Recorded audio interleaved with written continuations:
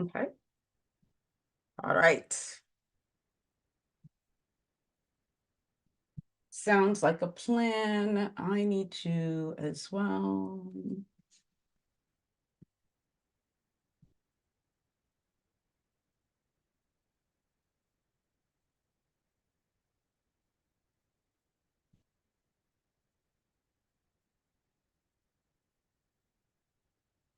Yeah.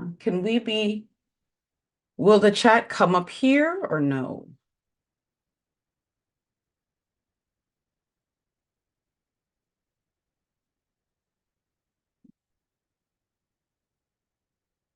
Mm-hmm.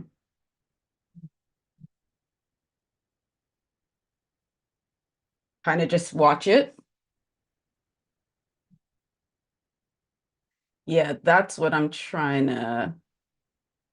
Let me just see. Why can I never just find your like where's the live link? Hold on. I'm on your page. Oh, okay, that's why. That's fine. Mhm.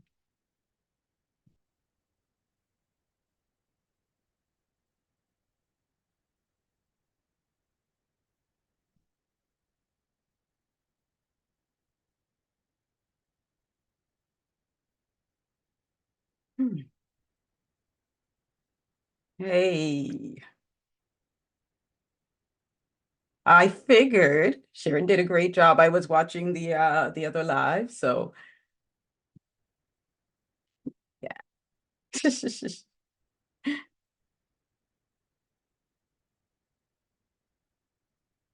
Okay.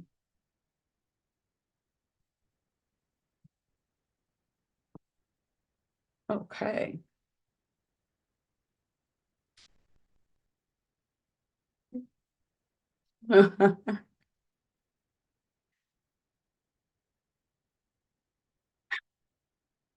Yes, we will. For sure, for sure.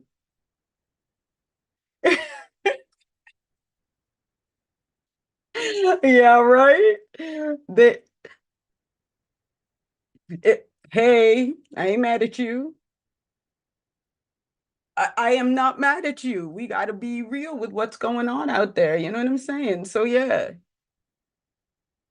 Oh, I can hear you. Can you hear me, guys, everyone? So neither said. Okay.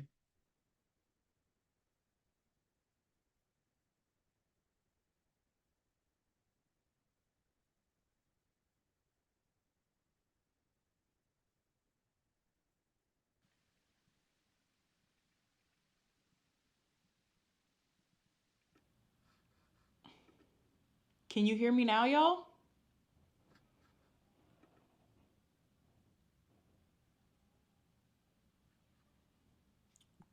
They can hear us. We'll see. They can hear you. Okay, they can hear me now. Whoop, whoop, that's great. I basically was just saying how it's wild that money causes you to not be able to say certain things, but I don't really give a fuck. Because they tried to age Right? restrict my previous video just because my shirt. I think you could see a little bit. Oh, wait, I think you're. I'm unmuted. Oh, wait, I'm unmuted. Wait, You got it? wait, wait, wait, I'm unmuted. Hold on. You got it? Almost.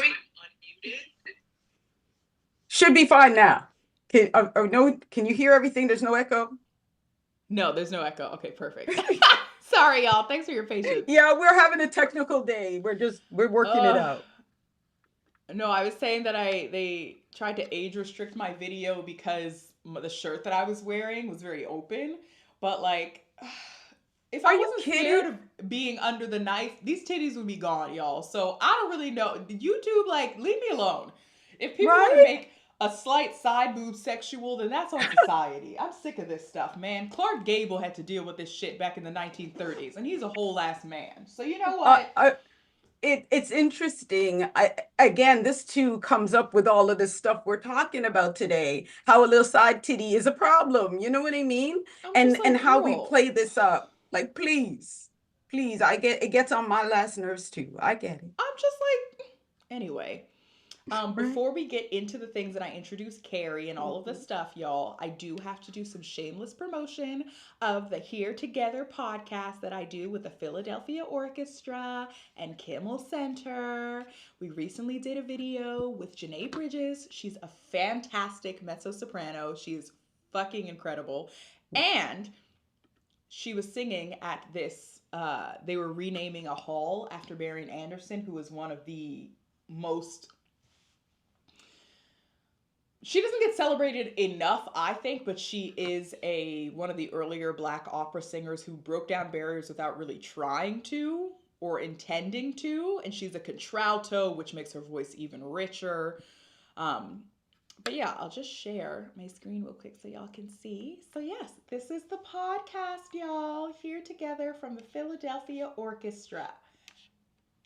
This is the last season, last couple of episodes, and this one is the enduring legacy of Marian Anderson. Since a lot of y'all are like, yo, talk more about your singing things. This is one of the singing things that I do on the side. I host this podcast. And yeah, the Philadelphia Orchestra is incredible and they're doing really great work out there. And then a few other episodes that we've had so far. Nazir McFadden, he's one of the youngest guest conductors or the youngest conductors around. He's like in his early 20s, and he has an attitude of just a can do attitude. He used to just cold email people to like see if he could sit in on rehearsals and stuff because he just knew he wanted to be a conductor. So yeah, that one. And he's a Beyonce stan, so we named it Booth Camp Breath and Beyonce because he's seen her a few times. um and then, yeah, people were prepared with Judith Still, who is William Grant Still's daughter. And he's a composer that I really enjoy. He's a black composer that wasn't really popular when he was alive. Mhm. But then when he passed, his daughter and I guess his family was really trying to keep his legacy alive. And his music is very beautiful. So, yeah, those are the ones here. And then the rest of the ones from last season were really good. One of my faves, y'all know Baba Tunde Yeah. Akin Baboye. Yes.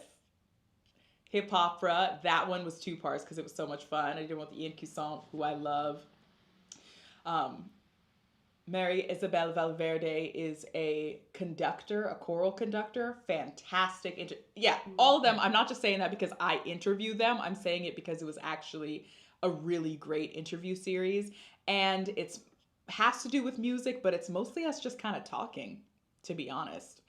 Um, and so, yeah, y'all can check it out. They're on YouTube as well. And the episode just came out on Sunday. So it would mean a Okay. lot to me if y'all went to go support the other podcasts that I do. Well, I definitely know I will be checking it out because I love this side of you, right?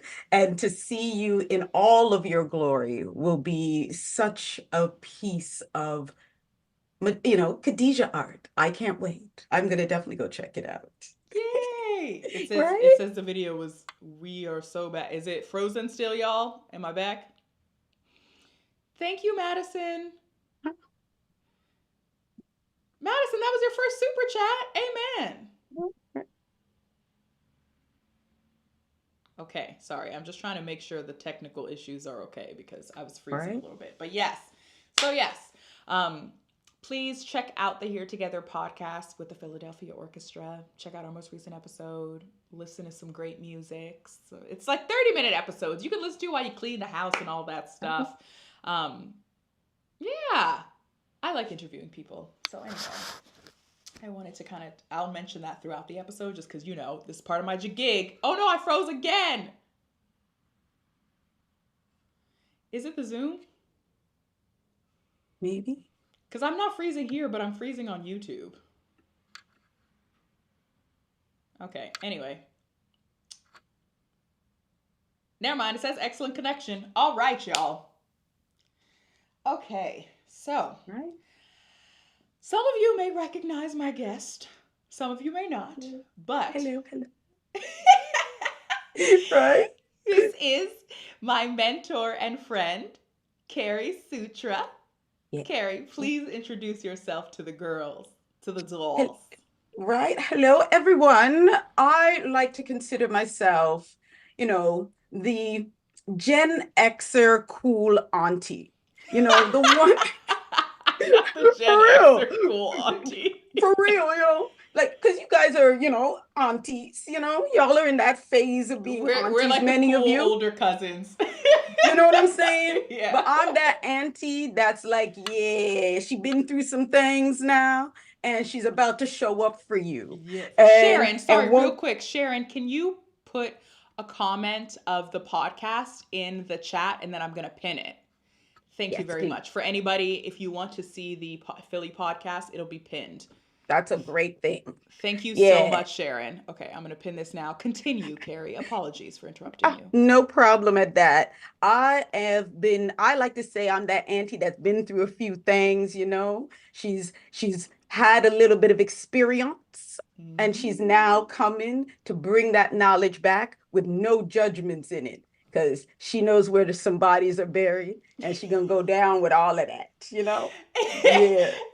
I am an intimacy and relationship coach or expert. I'd like to call it that because again, you learn terminologies and things along those lines, but I think when you couple it with lived experience, it becomes a Mm. whole other dynamic. And so Mm. that's what I'm here to share today is my feelings on all of the things we're going to discuss in Love Is Blind and how it relates to real life and just the Mm. way we've all been socialized. I watched it and went, "Oh my gosh. Oh my gosh. Mm-hmm. We all been through some things, man." Like, Mm-hmm. but I see some recovery in it too. So it's an interesting dynamic. We'll talk about it when we get there. Okay. Mm, Yes, right. yes. And where, just, we'll do this at the end Oh, as well, but at the beginning, where can the dolls find you? I have a YouTube channel as well that I'm coming back to, but it is Kerry Suttra TV on YouTube. You have my LinkedIn bio, you will find in there as well that has all of my other things because I have a website, I have courses, because I'm also about intimacy and learning how to be in pleasure in your own body. So all of those links you can get it from my YouTube channels. And I also drop some juicy stuff as well about self-pleasure, sensuality, sexuality, and this relationship stuff. Yes! You Right? see? Right? Oh, okay. So Sharon is putting links. Oh, Sharon, you brilliant. Sharon is putting links in the chat. Okay. You might not be able to see this. Um, Carrie, I put a image on screen. It's not on Zoom, but it's Mm. on the YouTube. If you can see the YouTube, Oh yeah. because I can see it. we need to we need to talk about. Well, okay, firstly, actually, you know what, we can work our way up to them. There's a Yes. couple that I actually wanted to talk about because we're talking about the struggle of, but Yeah. I'm an equal opportunity, what's it call it, Yeah. equal They're opportunity for not just black folks being in these types of relationships, but also white folks are in toxic relationships. Oh wait, I lost Everybody your is. pit. I agree. I'm lost your picture a little bit here, Khadijah. I'm not sure what Did happened you? on I did. Yeah, I'm so see? sick of this technology, y'all. I know. I I'm so know. sick of this. Is Mercury in retrograde? Give me a second. I can hear y'all. I'm still here. Just give me a second, y'all. Right. I can hear you too, and the pictures are still up. The The universe is pictures are playing still with up. me. Right? We are having fun today. It's all Playing good. games. Okay. It's so Hold on. funny. Give me a second, y'all. Yep. No, I would tell me the name because oh wait, I saw you were talking. Was that Jimmy and Chelsea? Oh, was that Jimmy and Chelsea? Yeah, I saw a flash. I saw a flash.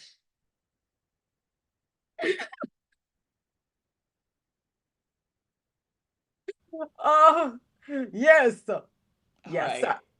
You're back. Okay. Now, I have reached out to you a lot Yes. when it comes to, not yeah. Yeah, you need help. I reached out to you a lot when I've dealt with relationship Yeah. problems, and I was struggling the last few years, as you Yeah. know, as conversations that you and I have had.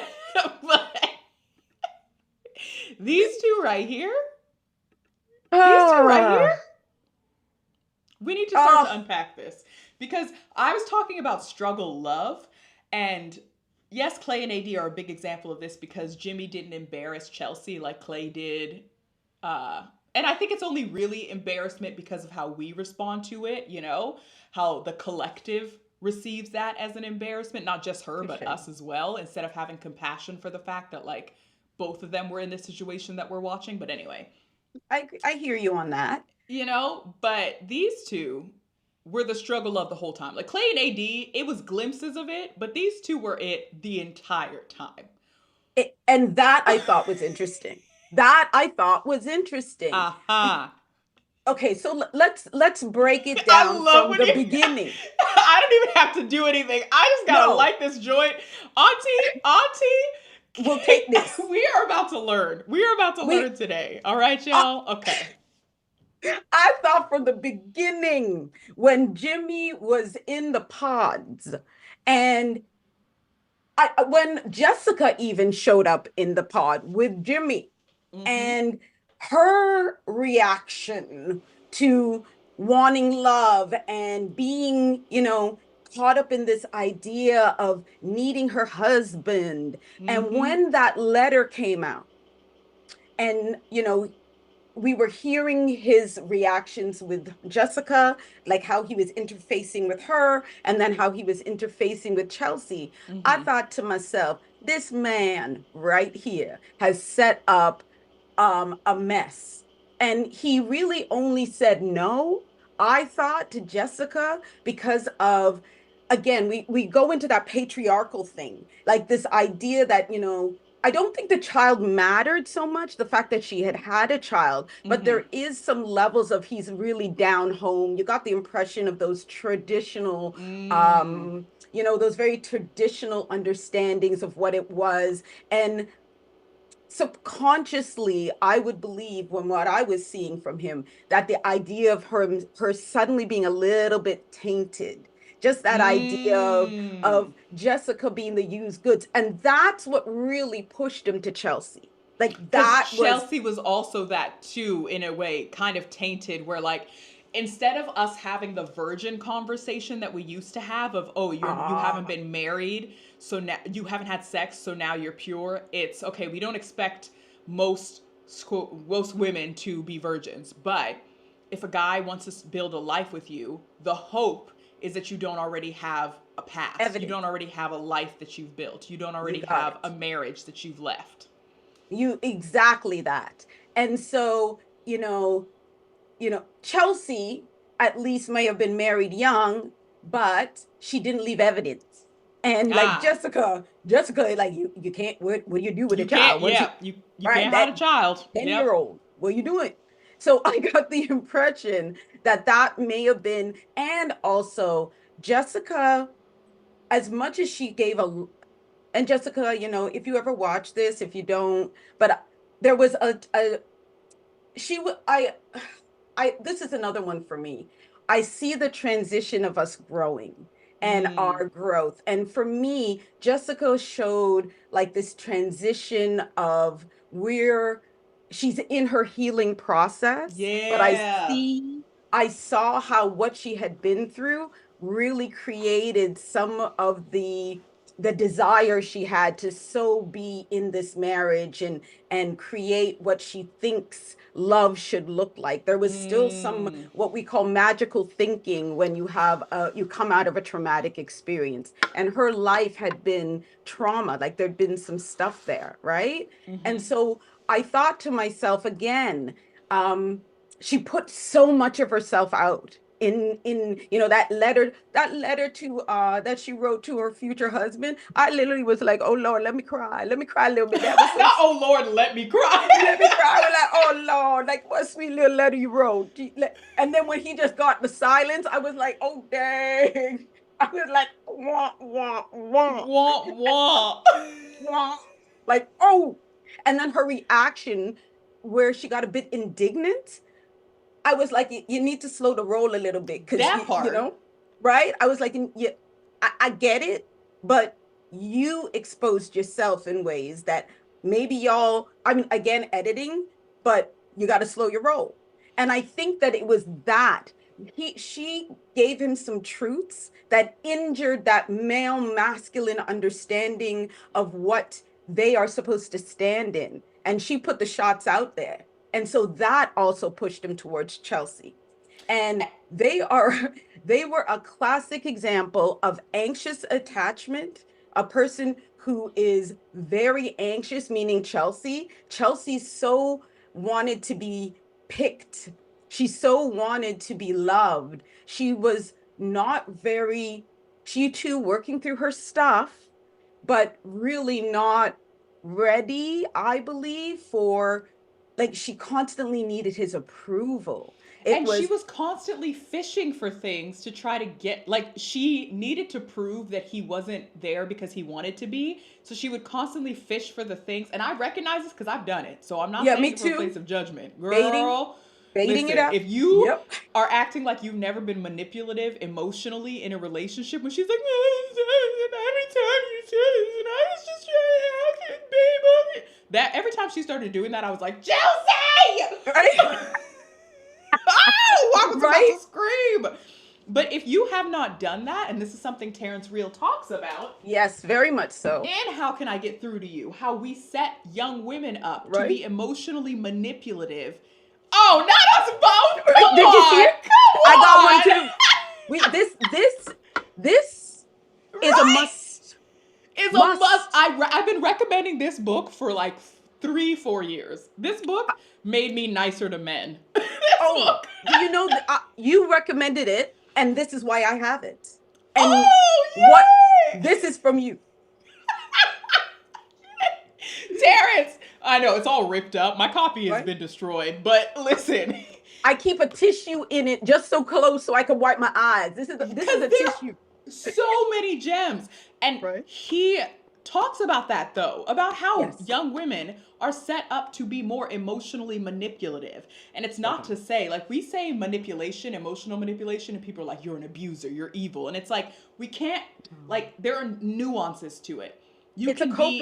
It's a coping mechanism. Yes, you. Some people immediately go into the cry. Chelsea, every 2 minutes she goes into the cry. Every 2 minutes, and when she finally gets caught and is in trouble, she just starts crying. You know what I Exactly. mean? He's And telling her, "You're fishing. Tell me who said the absolutely, thing. Who said that I was with Jess? Who said I did X, Y, Z?" And she can't name them. Like Sutton said, right? name them, name them. She can't name them.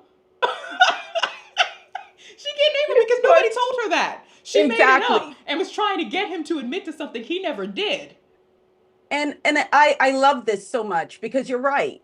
It's we when we created how we interact in our societal norms, right? There comes a point where again we fall into learning how we've loved, and if you have an anxious attachment Mm, style, and it you can be anxious, and what that means is that you're constantly wondering and feeling like, am I good enough? Does the person I want me? And it's because when you were learning how to love someone, you were maybe given a little bit of love, like from your caregivers, because we mm-hmm. learn how to love. I think it has to be prefaced. We Yes, learn to love like in the first 3, 5 years of your life. You kind of learn everything you're gonna want to learn totally. about how to love. It really is about our caregivers who teach us about loving each other. I'm here. I'm And here. This thing turned off right? again, but I'm It's here. all good. It's God all damn it. good.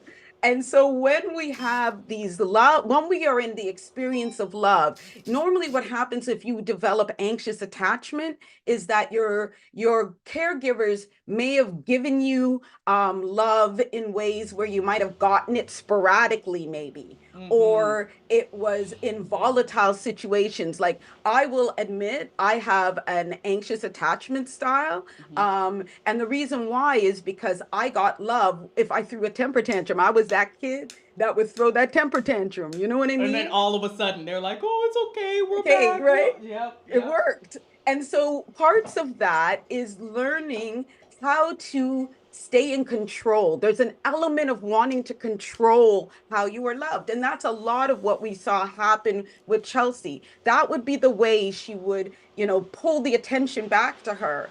Or Mm-hmm. or make him pay attention. Because I thought it was so fascinating. Like she really literally wanted that. I need a kiss every 5 minutes. You got to tell me that I love you every 5 minutes. And I was like, y'all been together 6 weeks. Like y'all, Six hasn't even been that long. it wasn't even at that point, by the way. It was right after they'd seen each other. And I thought to myself, The minute he said um, clingy, I was like, she is, but you can't say that, Jimmy. yeah, Jimmy, you cannot say I was that like, to an anxious girl. You cannot say that. Because look, the minute she said clingy, I was I like, was it's like, not funny. that was another womp It, moment for me. it I was was not like, funny, but it Jimmy, was so funny because it was like, oh no. Oh right? no. Again, looking for the exits. And, And sorry, go ahead. no, sorry. So, like when I look at Jimmy and Chelsea and the reactions to it, you know, for he was more on the avoidance side of things too. And so a person who's avoidant doesn't know what to do with all that kind of, overlay of affection. Mm-hmm. And he's going to run. And it's Yep. so interesting because anxious attached people who really need that validation, really want baby please and love me and kiss me and I'm going to pursue you and where are you and what you're doing. They micromanage. And when that comes up against someone who is avoidant, what they do is they retreat and go some other way. Mm-hmm. That means you're going to have this pursuit and run stage that was coming. Like I knew right from the first fight, I was like, oh no, this ain't working. This ain't going to happen. And if it This is does, why they need. I was like, y'all need to call Carrie. Y'all need to stop yeah, playing in these people's faces. yeah, You want them right, to get married after a month. The only reason some of them do is by sheer will and God, okay? Because, and I don't believe in God, so that means right, it's witchcraft. Because right. truly, without a Sorry. relationship coach, how do any of these people stay together? And more of them Yeah, could have stayed together or at least developed better coping strategies for more relationships. Because the if you don't even know that part of yourself, like I didn't know this, but yeah, I'm anxious and I'm yeah. avoidant. It's a bad Thank combination you. because I had one anxious parent and one I had an anxious slash avoidant parent and then an Yep, avoidant parent. very So, much so. bro, those two, like, and I love my parents down. I talk to them. I have a Yes. good time. My mom, when she wants money, she'll be like, "How are the cats?" And she's not asking for that, but she'll be like, "How are the cats? You want to throw me a little extra, blah blah?" And I'm like, "I knew you were only asking for it." Like we can joke around like that with each other now, and I really love that, and I I love love them it. both dearly. But like we were beefing for years because Yes. they set me up for love in a way where I was just walking around bald headed and confused. And I remember Right. one day I stopped and had to go, I do not want to date my dad. And any man that is like, I Ooh. love my dad, but and he's nice, he's very I speak very highly of him on this channel all the time because I really do appreciate my dad and can talk to him about a lot. And I think he is the kind of old wise man I want to be. But he has a lot of work to do with the emotional. And Yes. recently I learned this because I lost both my passports when I went traveling. This is a side story. Oh, I was really stressed out about it. I was so upset. And in my head, I was just hearing my dad being like, "You're so irresponsible. How could you do this?" Blah, blah. That was all I was hearing. So I was talking to my younger siblings. And of course, one of them, my brother, was like, "Oh my God, Papa's going to kill you." And I'm like 31 years old. I pay my own damn rent. Like, why do I care about what my parents think about me losing my passport? But it still matters. And I remember I it told does. him, and he was like, "Oh, that happens. Oh, that's. Did you figure out? Did you follow?" He was so calm. And I was like, "Wow, Papa, you really are growing and learning." Like I said this to him over the phone, and he was like, "I'm trying." Like it was so like, because I was like, "I thought you were gonna freak out at me." He's like, "Nah, there's no point." I was like, "Well, that was you before, though, sir. So don't act like there's no point. You used to be like that." So I Ah, just I love him and I appreciate how much he's grown, but I do not. I remember saying this to a dude that I was dating in my mid 20s. I was like, "I don't want to date my dad," and you remind me a lot yeah. of him, and I That's gotta. Oof. right. Take the breath because this is so important. What you just mentioned is so important. I think when I watched this show this time, it was interesting to me because you could see the growing awareness. They didn't go enough into it, but you Mm. could see it was mentioned in parts of this growing awareness of, the way that intergenerational traumas And again, the attachment styles, because it is from a historical understanding, moves through you and shows up in the relationship you're in right now. It, Like, bruh, right? We all understand your have mommy and relationship with daddy your issues. parents and your family, because that's the first, those are the first relationships you have. If you You're are like, and whatever family looks like, right? You might be in foster right? care, you might be, and that doesn't mean that they're like your family close. It just means No. what are Who your are first relationships in your life, and how do those show up in the other parts of your life? Because not only did I realize I didn't want to date my dad, I didn't want to be my mom in relationships. right? Ooh, And it love you, y'all boy. oh, Sorry, girl. Sorry, girl. You don't believe in therapy, so but I gotta say it. right?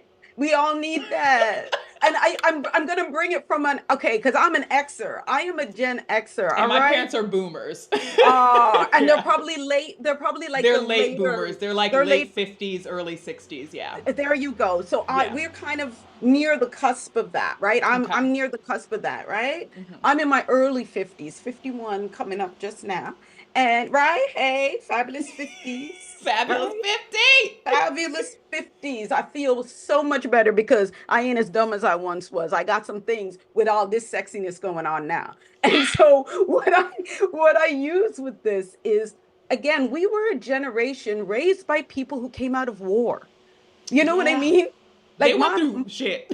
right? Like they I have to give that up. Like these are people who what was PTSD and Mm-hmm. understanding what are the impacts of war and trauma and stuff that didn't exist in my day. You Mm-hmm. know, we literally grew up in a time where you'd watch the evening news and it would always begin with, and I think this is nuts now. It is 11 o'clock or it is 10 o'clock. Do you know where your children are? Yeah. Oh my God. That. Sorry. The stranger danger thing. I think about that all the time. Do you know where your children are? Oh my It was God. normal. Like you gotta like we just watch you would watch the news with your parent and it would be normal and they look at you like, yeah, we know where our kid is. Good. Next. It So is like bring it fascinating to me on. to hear Gen Xers talk about their childhood, because Oh I don't think we talk about what y'all went through enough. We no, we don't. were it was feral. It literally was. We were latchkey kids. It was Most a of us Wild came West. home. Wild West. I could tell you stories for days, but things like you'd go to the park and literally now I see all the soft like Mhm. stuff that you have when you're on the play, you're playing on the playground and stuff. We had cement. We had asphalt. No, we had cement. It was cement. You dropped on your ass, you broke a bone, you shook it off, you got a cast. We all signed it. You just signed your cast. That was a thing. My you hold know, on, real quick. Sharon said in the chat, my childhood during the summer, go outside. right? I don't want to see you until lunch. If you need a drink, here's the hose. That's exactly it. Shots, the hose was our friend. And so,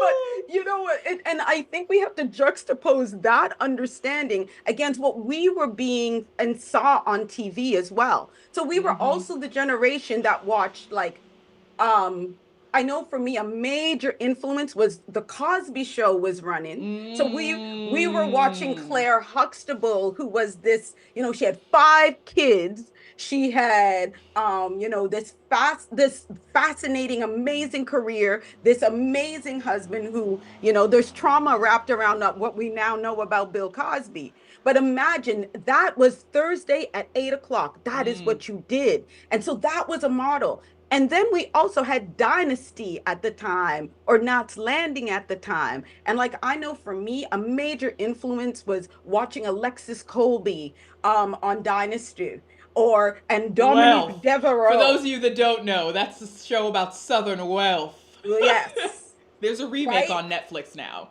Yes, I was just gonna say, and it ain't got the same pop it did in our day. I'm No, so no. sorry, but I get it.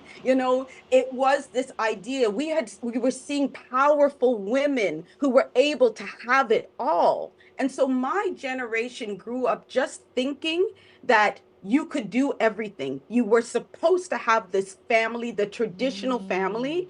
We were supposed to have this amazing career, and we were supposed to have this amazing catering to husband thing that we were doing. And so all of that together, right? They didn't tell us that there's a cost because you can't do everything and do it well. And Ooh! that's it. That Ooh. part, that part.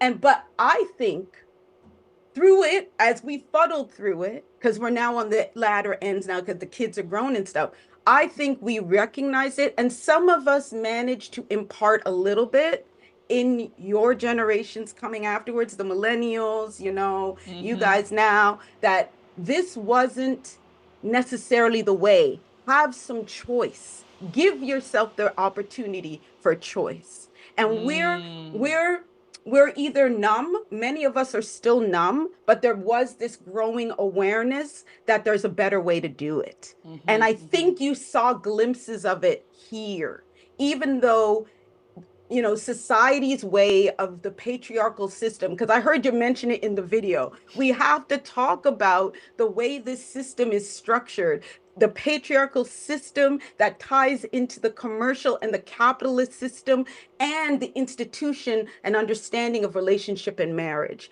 That is Mm. foundational to the GDP.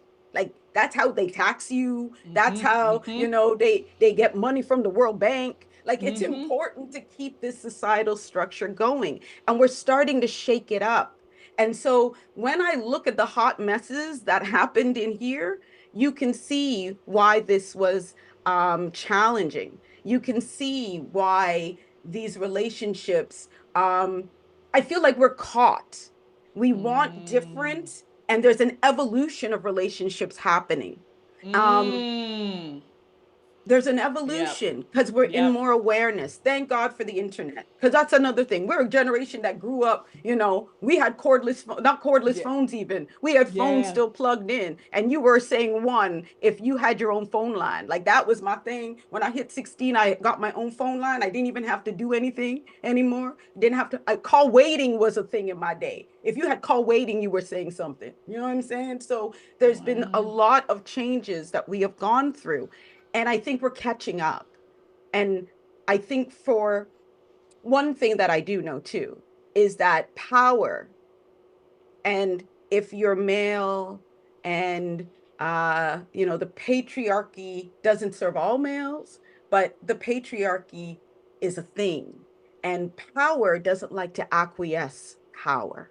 It doesn't like to, Mm. when you're powerful, you don't like to give it away. And I think what we're Mm. seeing is that there is, with these movements of women starting to claim themselves, with us recognizing LGBTQ plus rights, all of the things that are happening, they're having to acquiesce power.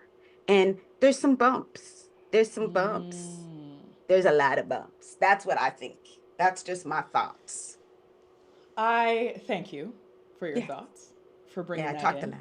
Because no, it's perfect though. Because I think as well, yeah, we're talking generationally, which is really important. We're talking about a lot Mm-hmm. of things, but one of the big Mm-hmm. themes generationally of like I'm talking about my parents' dynamic, and they're late boomers. You're talking about Gen X coming up in that time period, and then yeah, I'm a younger millennial. Like I was millennial born in the '90s, so like Yes. it's a weird Yes. it was a weird time because a lot of technology changed a lot rapidly in the time that I Rapidly. grew up in, like Very so. just being a kid from playing outside and kind of having a sort of latchkey experience, honestly, Yes. Very much to so. being very much online. And like Mhm. my whole 20s was apps, social media, all of that. Like I was so fully integrated. I've had yeah, the joke with people in and around my age is like having unsupervised access to the internet since the time I was a kid maybe didn't do the best for my brain. Like, because so many of us just were online. Like, I used to be in chat rooms when I was really young. I was on live journal stuff. Like, it was crazy, you know? Right. We ASL, didn't age, know. We sex, didn't we didn't location. realize. Like, it was wild. But, like, so I think for people, and I'm in my early 30s, and I think quite a few of the people that were on the show were in their late 20s, early 30s, so we're in Yes, and around the yes, same the age. same range. It was interesting to see them. It feels like we're the tension point of these things changing, and Yes. so some of us are still struggling with these old relationship dynamics, and others aren't as much. But then younger generations are like, well, no, why would I do, like, you complain about this stuff and they're like, that doesn't even make sense to me. And it's like, well, you'd be surprised, like, just Very much seeing so. these dynamics. And so I love what you're saying because it's true, right? When I was watching it, it was interesting. So, for example, that dude, Ken and Brittany, Ken and Brittany, um, I thought that was so interesting. Like Ken and Brittany were 24 and 25. they were the youngest. I'm They, not gonna lie, not to be shady, but they looked the eldest. I was like, yeah, yo, right? what's going on here? Woo, I was like hard living, but they The South is rough. The South is rough right? because what's going on in North Carolina?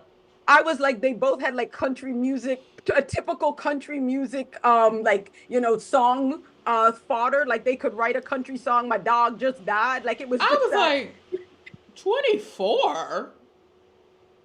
And I was fascinated with the typical conservative dialogue of good Christian, you know, let's be traditional. I am man, you are woman. But But you I could tell that she still didn't even like that though. Sorry, I didn't mean to oh interrupt you. no, no, you're right though, right? But she bid it to just be in it. Mm-hmm. And he for all of the I'm a pastor and a principal and Mm-hmm. I hold to these laurels and God is bringing me, it was so quick. He was so quick to be able to just flip the switch. And was it me? He made a phone call to another boo. Was that what I was Okay, people hearing? have been speculating that. They thought that he said, okay, later, babe, or something. Yes. I'm already hard of hearing, so I have no idea what he said. I'm not even gonna act like I truly I don't know. I went irks. I am pretty sure Irks. I went irks. Let me just rewind. He went, I'm coming, babes. So what was that agenda? The And second, go ahead, go ahead, no, go I was ahead. gonna What say, was and that's the interesting thing you made me think of like, because we're in this weird generational time period, us as millennials and like older Gen Z and younger millennials are trying to figure mm, this shit out, these yes, dynamics, not, and we don't really have a formula that we know of. Maybe there have been formulas in the past that were before all of modernity, but like we don't really know of it, right? no, So, or culturally maybe we don't. But it's interesting that like we put on the, like, it's almost like kids putting on the parent suit, the costume of what we think we're supposed to want in relationships.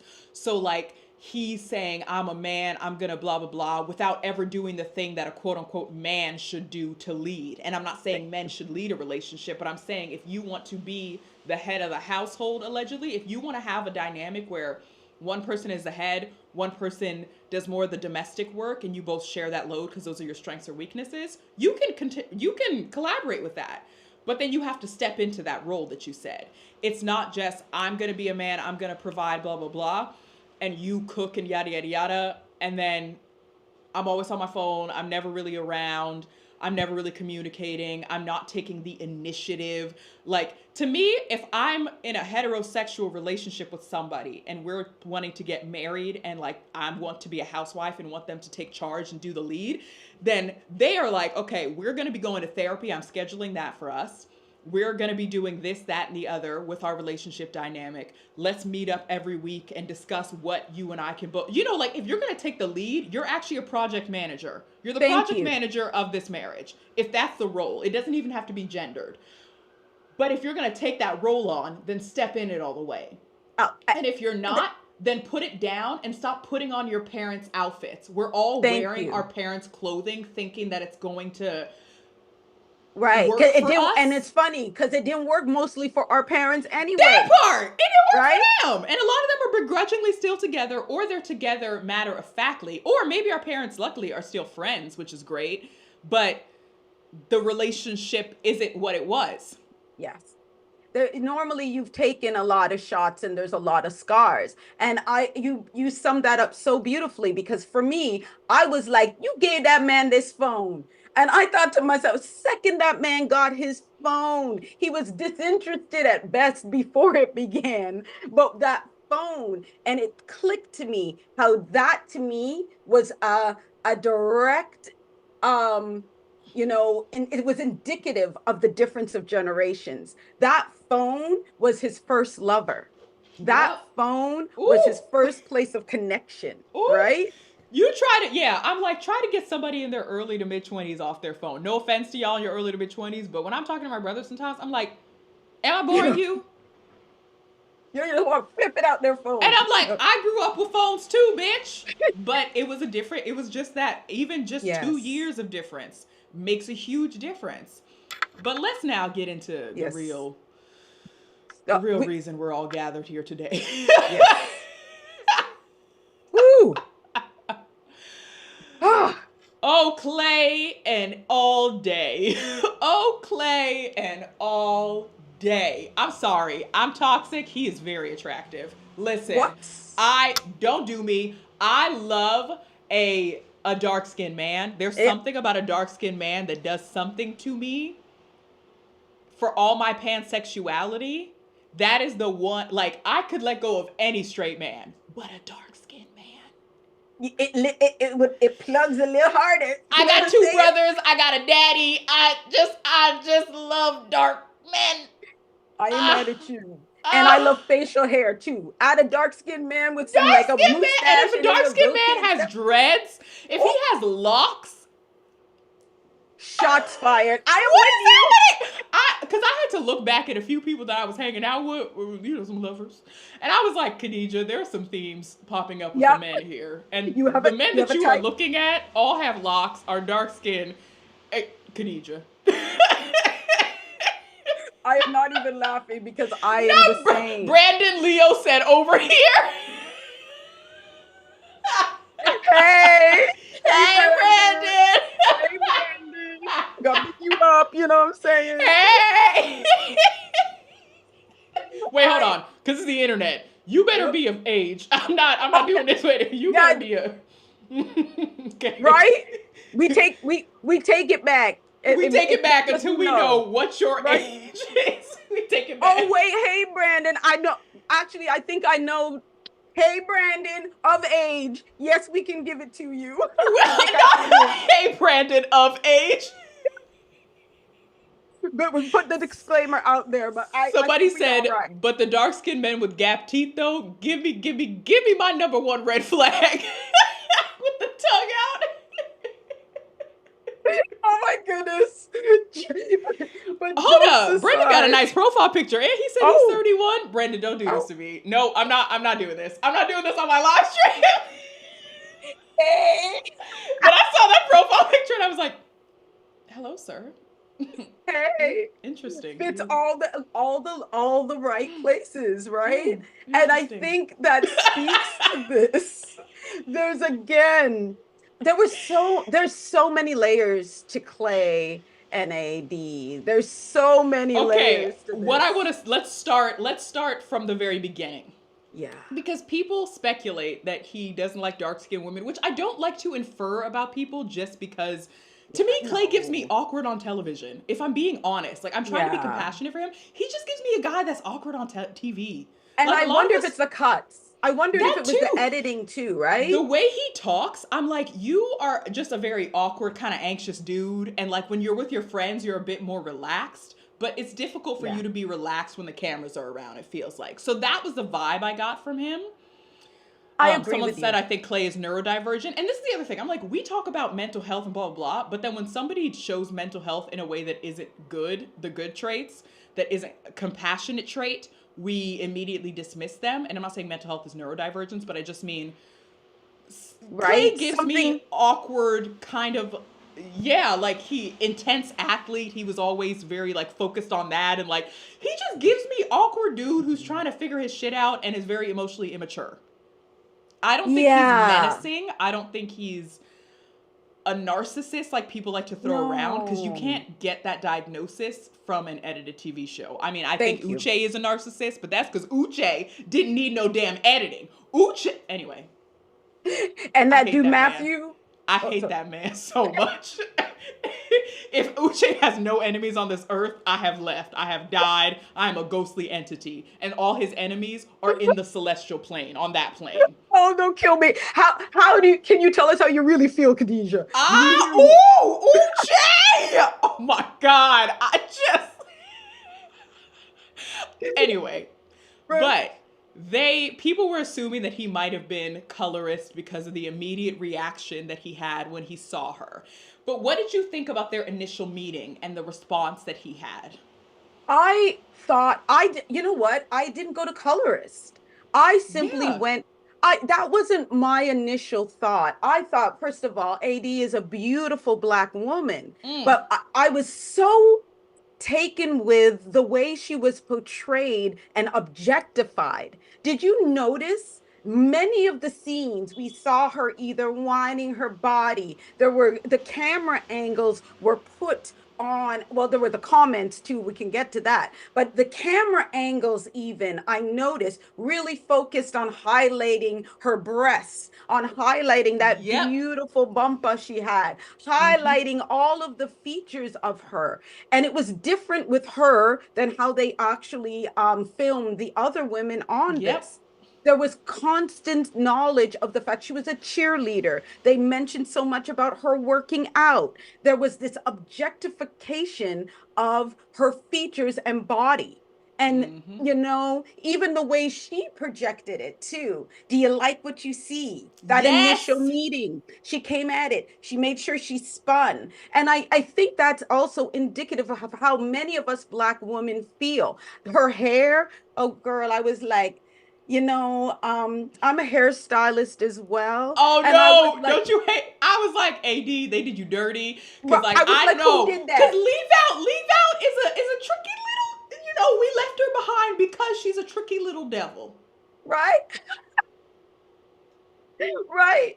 Like, and again, no shade, no, I have nothing against that. Like, if you want to wear weave, Yeah. if you want to wear braids, protect the styles. We are women that can all encompass, especially as Black women. It's fine, right?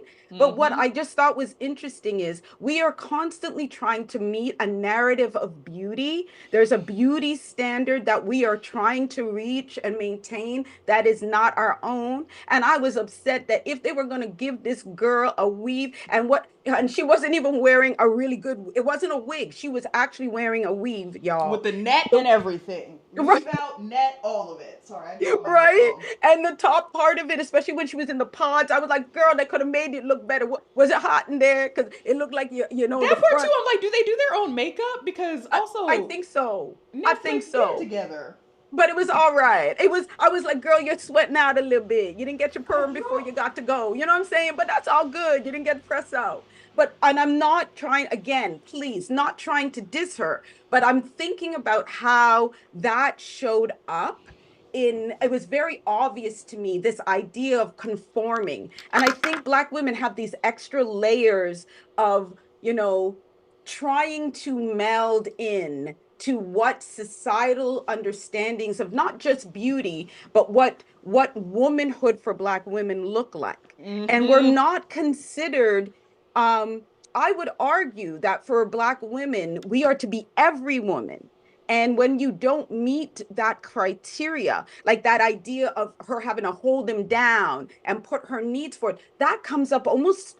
I'm not saying it's not there for white women, I'm not. But I would Yeah. say there are some extra layers of us having to hold things down and keep up appearances of goodness and grace and just be, Mm. chaste and sexy. We have to be the whore, the The mammy, Madonna, all, the and you know what? Madonna, the It's sapphire, all of the tropes that we sit in that moment.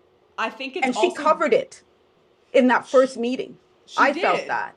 She did. And I think it's also a thing of like what you said about this desire that we have to sit on and fluctuate, like deal with. I think when you are further away from, because I think about situational pretty privilege as well, like when you live in certain places in the world, what that does and how you're viewed as more attractive there Yes. versus in other places. Because, you know, the world is different. Globalization is a thing, yes. Western Yes. ideas, white supremacist ideas of beauty are very Prominent. prevalent. Why Absolutely. skin bleaching is even uh, being paler, not necessarily white, but being lighter is a Is a thing. priority because of that. So I think it's whenever you're further away from that central idea, let's say Margot Robbie is the idea. Yes. Because I think she Yes. is. And it's not Yes. her fault. It's Margot Robbie, what's up, girl? Hey! She's Right? just doing her thing. But like, I don't know her. Good luck at the Oscars tonight, girl. I don't know. Right? Hope you were for producer. But Right? like, she is technically would be considered the idea. I mean, she played Barbie. We have to, Yes. you know, if that is the idea that you're supposed to be measured up against, and AD being a cheerleader really points that out because I did a little cheerleading back in the day. Go girl. Right? I Right? did not last on the team that long because I didn't have dance experience beforehand, but I remember going into that space, and it was for a Mm-hmm. football team as well. And Mm-hmm. all of the girls were mostly light, bright, damn near all of them. Most of them were white. This is also in a certain part of Canada, so fair, but like most of them were white. You know, have the same long bouncy curl hair Long extensions. We'd hair. have to Yep. wear certain makeup. We always had to wear the same outfits for our training because we trained at a Oh. gym. So we had shorts and a top. Mm-hmm. Hold on one second. I'm still here. Right. Right? Uh-huh. Right? Live by this. We had to dress up. We were basically kind of like dolls in a way. And every year they do a calendar and stuff, all this sort of thing, right? All But things. that world was very like, I remember when we were getting our uniform stuff and I was getting shorts at the time, I was like, oh, I have to get a medium. That was the biggest size they had, was those medium in those shorts. I remember being like, what? Okay. Wait, what? Right? And like, I was pretty skinny then anyway. I'm like, yeah, I'm a thickums, you know, I'm not, Right? you know. But even in pole dancing, I notice it too in this world. And you and I have talked about this with Yes. dancers and strip clubs and stuff, how it is a Ooh. very, you can see the beauty hierarchy in that place Oh, where you 100%. have to, if you are a dark skinned dancer, stripper, if you got a little bit more cushion for the pushing, you're a niche like. Oh, And this is what I 100%. noticed with some sex workers that I interviewed. It was like certain people, they're either a Yes. niche or they are completely ignored. And so when Yes. you're further away from that Margot Robbie ideal, because at least in this part of the world, that's what's like most allegedly most people would say is a standard of beauty. Because we have to have Absolutely. one, apparently. There can't be multiple. We have to have one so that people That's can it. understand the world better in themselves. So you're measuring yourself up against that. If I'm doing that, it is, I will show up like an AD. And I have. There have been so many times. Like I recently started re-wearing lashes, but I've been doing it less than I was before because I remember I used to have the full contour, 2010s makeup, the Right? full contour, the lip stuff. I was wearing my all my different wigs. I was wearing wigs Mm-hmm. every other day and it was so annoying. I didn't have access to my scalp, but all of this was to appear desirable. Absolutely. You know? Absolutely. And I hold that, right? I too, there was a time. It's been interesting for me because I've gone back and forth. Like there have been times when I have been in my 20s and I shaved my head and I wore that proudly. But then there's been other times where, let me tell you, I was the queen miss of weaves and I wore them proudly when weaves were Mm-hmm. just becoming a thing. We had horsehair in and stuff. Like it's crazy the stuff I've been through with that. But again, it was trying to conform to a style of beauty because I remember being 6 years old and my sister and I used to sing together, right? And she was a couple years older than me. And we'd put on towels over our head and we'd sing Sonny and Cher. I got you, Yes, to baby. have the Right? long hair, right? Oh, And right, you got to bring those things up when we take a look at what is in the dynamics that are at play with Clay and with AD. And to be honest with you, Clay didn't, and I don't know if it's the cuts, we didn't see certain scenes, but he didn't give me that he cared that much. He has did you see his sister? He had this beautiful black sister who was in all of her goddess. She wore her hair natural. And his Yeah, she had mother, her piercing. right, She was emo. She was an all right, black girl, and I was like, right, Clay's sister.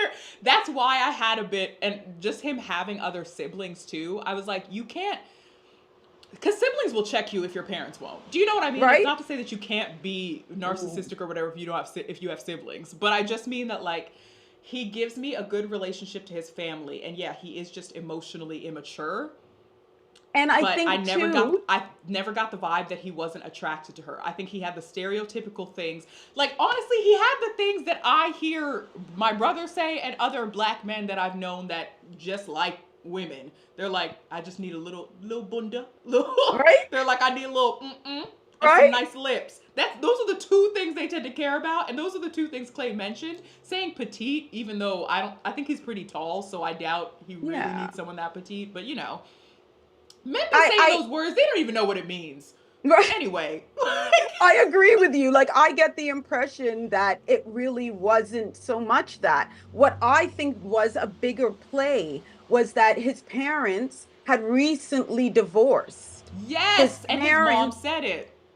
right? That is what I think was in play because I thought it was also interesting. Yeah, like not he was definitely not ready, like not mature. But I there were glimpses of some awareness that I thought was powerful with Clay. Like there were glimpses Yes, of him same. needing to come in here. So I literally was shocked when I got to the end and Same. he played. Same. I was I like, was you really gagged. did that? You really I was did that? gagged. No. I was like, seriously, though, you did this. The whole, your full chest did this, like really. Oh I my was god. shocked. I was shocked at it, and I, I thought it was interesting. There was a final after we got through them. That conversation that happened between Clay's daddy, his West Indian daddy. He had a guy. His father was from Guyana, I think it was, and his American mama and I am of West Indian descent. Oh, talk about So, it. Here we go. oh, Here so we go. that in itself was interesting because again, I think we also have to talk about when we talk about intergenerational traditions and cultures and traumas that are passed on.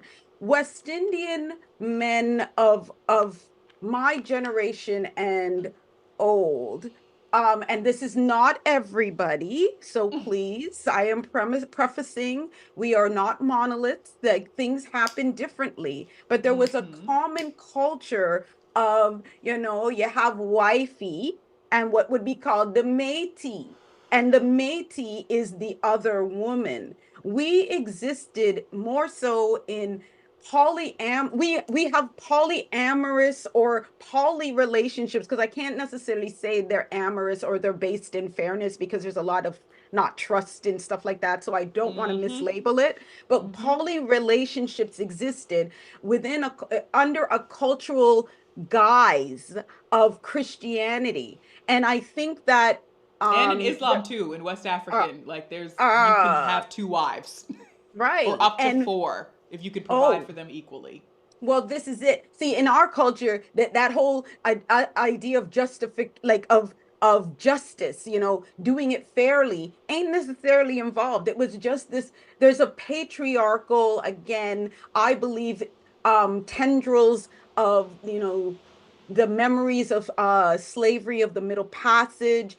Probably some fine-tuned epigenetic understandings from when we came from Africa involved in what it is in the West Indies. But having more than one woman was a Mm-hmm. thing, and it's not always done nicely. And Mm-hmm. again, whatever was revealed, because there was inferences that there were problems in the way that the two of them react, like the relationship that his mother and his father had, that he saw some things and things were revealed that he was reeling from. And so I'm again, He's with your dad and his mom not knowing until the show.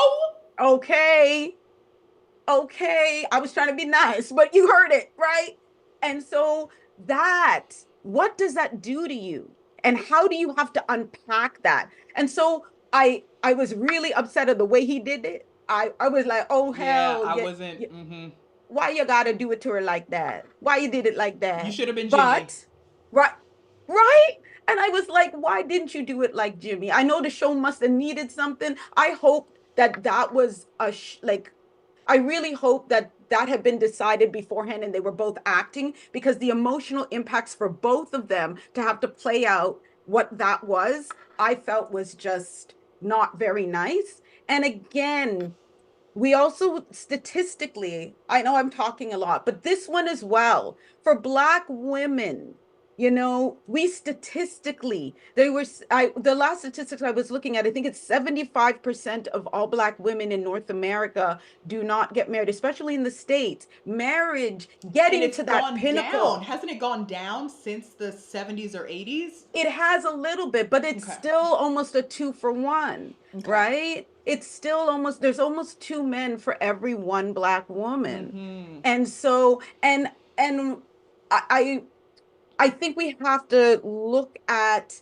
the way that those effects are, like for Black women, there's still this idea that even if you're successful, Mm. even if you got the job, you got the look, you got all the things, you acquired the house, you have the wealth, you're still not finished until you got the man, right? Because you can have the kids now. It's expected almost that you're gonna have a couple of kids, right? But it's the man and this relationship ideal that has still been held up in our communities as the biggest trope, as the biggest prize. And unfortunately, for her to get that close, to be holding his hand, she said all the right words. I'm gonna hold you down. I love you. I got Mm-hmm. you. You are my heart. I'm She gonna poured into ooh, him. She said, pour "You're the best boy." woo, because again, the expectations we have. It is. I'm so sorry. You're having a tough time with it. But Anyway, again, right? We still flowing. It's okay. again this idea that we have to support our men at all costs. She did that and lost, and not just lost in such a like. Does it get more public than this? That That she, part. And the way I thought it was very interesting, because I want to bring up something that Sharon said in here about how it mm, affects the children seeing their mom be this long suffering wife, because I want to talk about that. But, right? But it was so interesting how it happened, and it was shock at first. And then the way her mom said, then we good. And all those women, those Black women said, all right, yep, we know this. We're not surprised. We are, yep, okay, then we're good. Let's just walk. And kept the face up until they, like, I was like, 80, I know, oh, girl, I'm right there with you. I know exactly what this is to be so disappointed, but you're not allowed to expect this much. You should have expectations, but you shouldn't vocalize them too much, because if you do, you're nagging, you're annoying, you're a sapphire. So you say your things, but you say them in the best gentle, light voice. I love you, all this other stuff. I just want to support you, but I just don't blah, blah, blah, blah, blah. You do all the right things. Like you said, you make sure your body is right. right? You live up to this impossible standard of beauty that white women have as an impossibility, let Right. alone women that are further away or are deemed Yes. furthest away from that 100%. centerpiece, that desirability. You do all of that work. And Mm. then What? he says To no. lose. And you have to sit there and put back on that mask, that resilience that Black women don't actually. I never needed a man. So I just And wanted one and I never needed one. So I'll just keep doing what I'll just figure. You know what? It's just like, and the way she said that she felt like a sacrifice for his journey, I was just like, most people will feel that way. I was proud that she was able to articulate that in yes. the moment, being that emotional. But most people will feel that way when somebody is unsure about what they want in their life and they're dating you. And a lot of us date in uncertainty.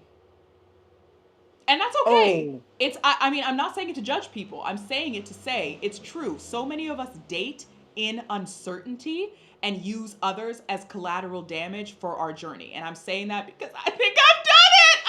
full chest. Full chest. Right? Full chest. Ah! Full chest. I gotta Listen, if say an that. ex talks to me still and I know that I did some wrong shit, I apologize to them. Like, one of Right? my exes, we're still friends because I'd be like, hey, boo, I was wild with you, huh? And he's like, it's all love. But I'm like, Right? no, it No. wasn't. I was terrible. Like, And again, like I love this because it's that the way we create relationships to be about this ultimate prize, right? mm-hmm, It's this it and this show too really highlights this idea that the award is this idea of marriage. And I think that what we recognize as you watch this is that, remember, marriage was set up mostly before we introduced romantic love in the last, truly this idea of romantic love really came about in this capitalist stage. So, like, maybe the last 200 years, we started talking about loving for the love. mm-hmm, Before that, it was a business arrangement. One family wanted to put another family together. You link it up by making, babies and breeding. And women were the commodities that were attached to whatever that business arrangement mm-hmm. was. And it's still And treated like that. and that's what I think we miss. Underneath it, we're competing to get to this prize, but we've now entangled this idea of like emotional and mental support. But it was based off of one ideal, which was, we Mm, put these tangible things like economics together, and it's shifted. So we haven't all caught up. It hasn't caught up. And so this we need to re-examine the idea that marriage is the prize. Because if she had married Clay and he was who he is, I really think that that would have been a perpetuation of unhappiness that she's going to have to walk through in the long term. And so is he, because he too, I give him that there was enough self-awareness to mm-hmm. know that he wasn't at the right spot. But I think that it's so interesting that he thought that she would just hang on and should hang on to just love me anyway, because I'm man and I love you, but And yeah, I it's get the to decide. immaturity. It's like the I know I'm not responsible enough and I don't want to put you in this position. But I Like, put you in the position. but Right. exactly, right? Because I was truly, when I was watching Clay, I was picturing my little brother doing some shit like this, and I was like, actually, damn. Because if Abdu doesn't get to therapy, so he would do some shit. Not, he would never go on reality TV. No, he's Yeah, not. right? That's not his vibe. But like, I No. just mean, if all the cards are right, I could see my younger brother in Clay. Yes. And so, and I have a lot of compassion for men in Yes. general, and some people don't like that even when I do it right. When I do it on this channel, the girls be trying to get my ass together. They be like, "No, Khadija, shut the fuck up. No." And I'm like, "Okay, I get it, but also Right? still, yes, Right. because we have to acknowledge how patriarchy harms men." Clay Yes. wants to be taken care of, and seriously to me looks like baby. Yes, he can provide and be an entrepreneur and have a business 100%. But like, what about Did you him really, if he really thought about himself and his personality, says that he would be, at least from what we got, that and he needs to be this hyper fix, what does Terrence Real call it, button down yeah. soldier in the world emotional marketplace. Yes. He is It's a man and he has to do the business and take care of the things and blah blah. And I'm like, just say you want to be taken care of, because you literally said at the beginning of this, I want to be baby sometimes. You're saying that and and you don't crawled want to into admit her it. arms. And oh, please, men, the way men will do this, especially if you have been intimate with them, especially right, because men are the most vulnerable when they have been intimate. All of us are the most Oh, vulnerable in general when we've been sexually intimate with somebody, but when you've just been, they be all cuddly. They be right? all laying in your All, chest. all, They all on be the all like, breasts, yeah, burying all on the themselves in you. And it's breasts. like, oh, interesting. Interesting. So you want to be the. I started asking men if I'm hanging out with them. I'm like, you want to be Little Spoon? Yeah, and and again, tying all of this idea of how men feel, vulnerability for men is about that, like that need and desire they have to be held and cuddled and cajoled. And there's such a lack of awareness of what that need and desire is, because we shut it off in the way Mm-hmm. we socialize them. And I thought again, you know, when it came down and he said no at the altar, which I'm still just like, you really did that. I was There was so fucking gagged. Like I what? was like, "No, I am not seeing what I'm seeing right here. I I, am what? I put my reaction at the beginning of the video because I that was my saw that, live react. I was screaming. right? I was like, wow. I couldn't believe it. Again, because of that extra piece about for Black women, you know, like that's something that she gonna hear nattered about. You know what I mean? Again, you know, leaving that there. But I thought it was interesting too, you know, through all my shock and like just absorbing all of it. There was one woman, and I'm not sure if it was her mother, somebody said, but he's still a good man. He's still a good, like that was said. And in all of her going, like this was a women gathering, and then one Mm-hmm. of them said, but he's still a good man. Because Because at the girl, we had to deal with a lot worse, and also, which is why I still wanted to add this part too, because I'm yes, giving Clay a lot of grace, but they were coddling him, and he thank shouldn't have you. done it. Like the way I Thank don't know if you. his mom had, because when she said, "I'm about to say this and let me be very clear," I thought she was gonna say, "Well, yes, you shouldn't rush into marriage, and you shouldn't have brought us all here. You Yeah, should you're have had." wrong for But this. they were coddling him. Everybody was Yes. coddling Clay, and I was like, and this is why I see my little brother in him, because I'm like, sometimes I look at him and I'm like, I love you and I'm part of the problem because I be coddling your ass too, but get your shit together. You're an Thank adult. you. Thank We, you. your sisters, had to not only learn how to do all domestic manner of nonsense, but also care about relationships. And a lot of us are resentful for it too. We If you so want to are. add that layer, a lot of us, if you're socialized as a woman and you are in relationships, not just in general, but with men as well, you might be more resentful for the fact that you have to put. Because I've realized I'm not that bitch. I don't care. I don't really care about planning dates for you and making sure we have a cute night. I don't give a shit about that. I like to romance myself, and if you happen to be there, great. And you can split some money with me. But I don't give a shit about, like, I used to cook for guys that I dated a lot and blah, blah, blah. And I just had to realize I don't actually, like, and I remember thinking I would be so good as a wife because I know I've been trained to do it. My mom trained me well. I know exactly how to cook, how to clean, how to do my laundry. I know how to do all the domestic things. I just begrudgingly refuse to because I'm like, I don't, what, for who? I just can I breathe life into you for that?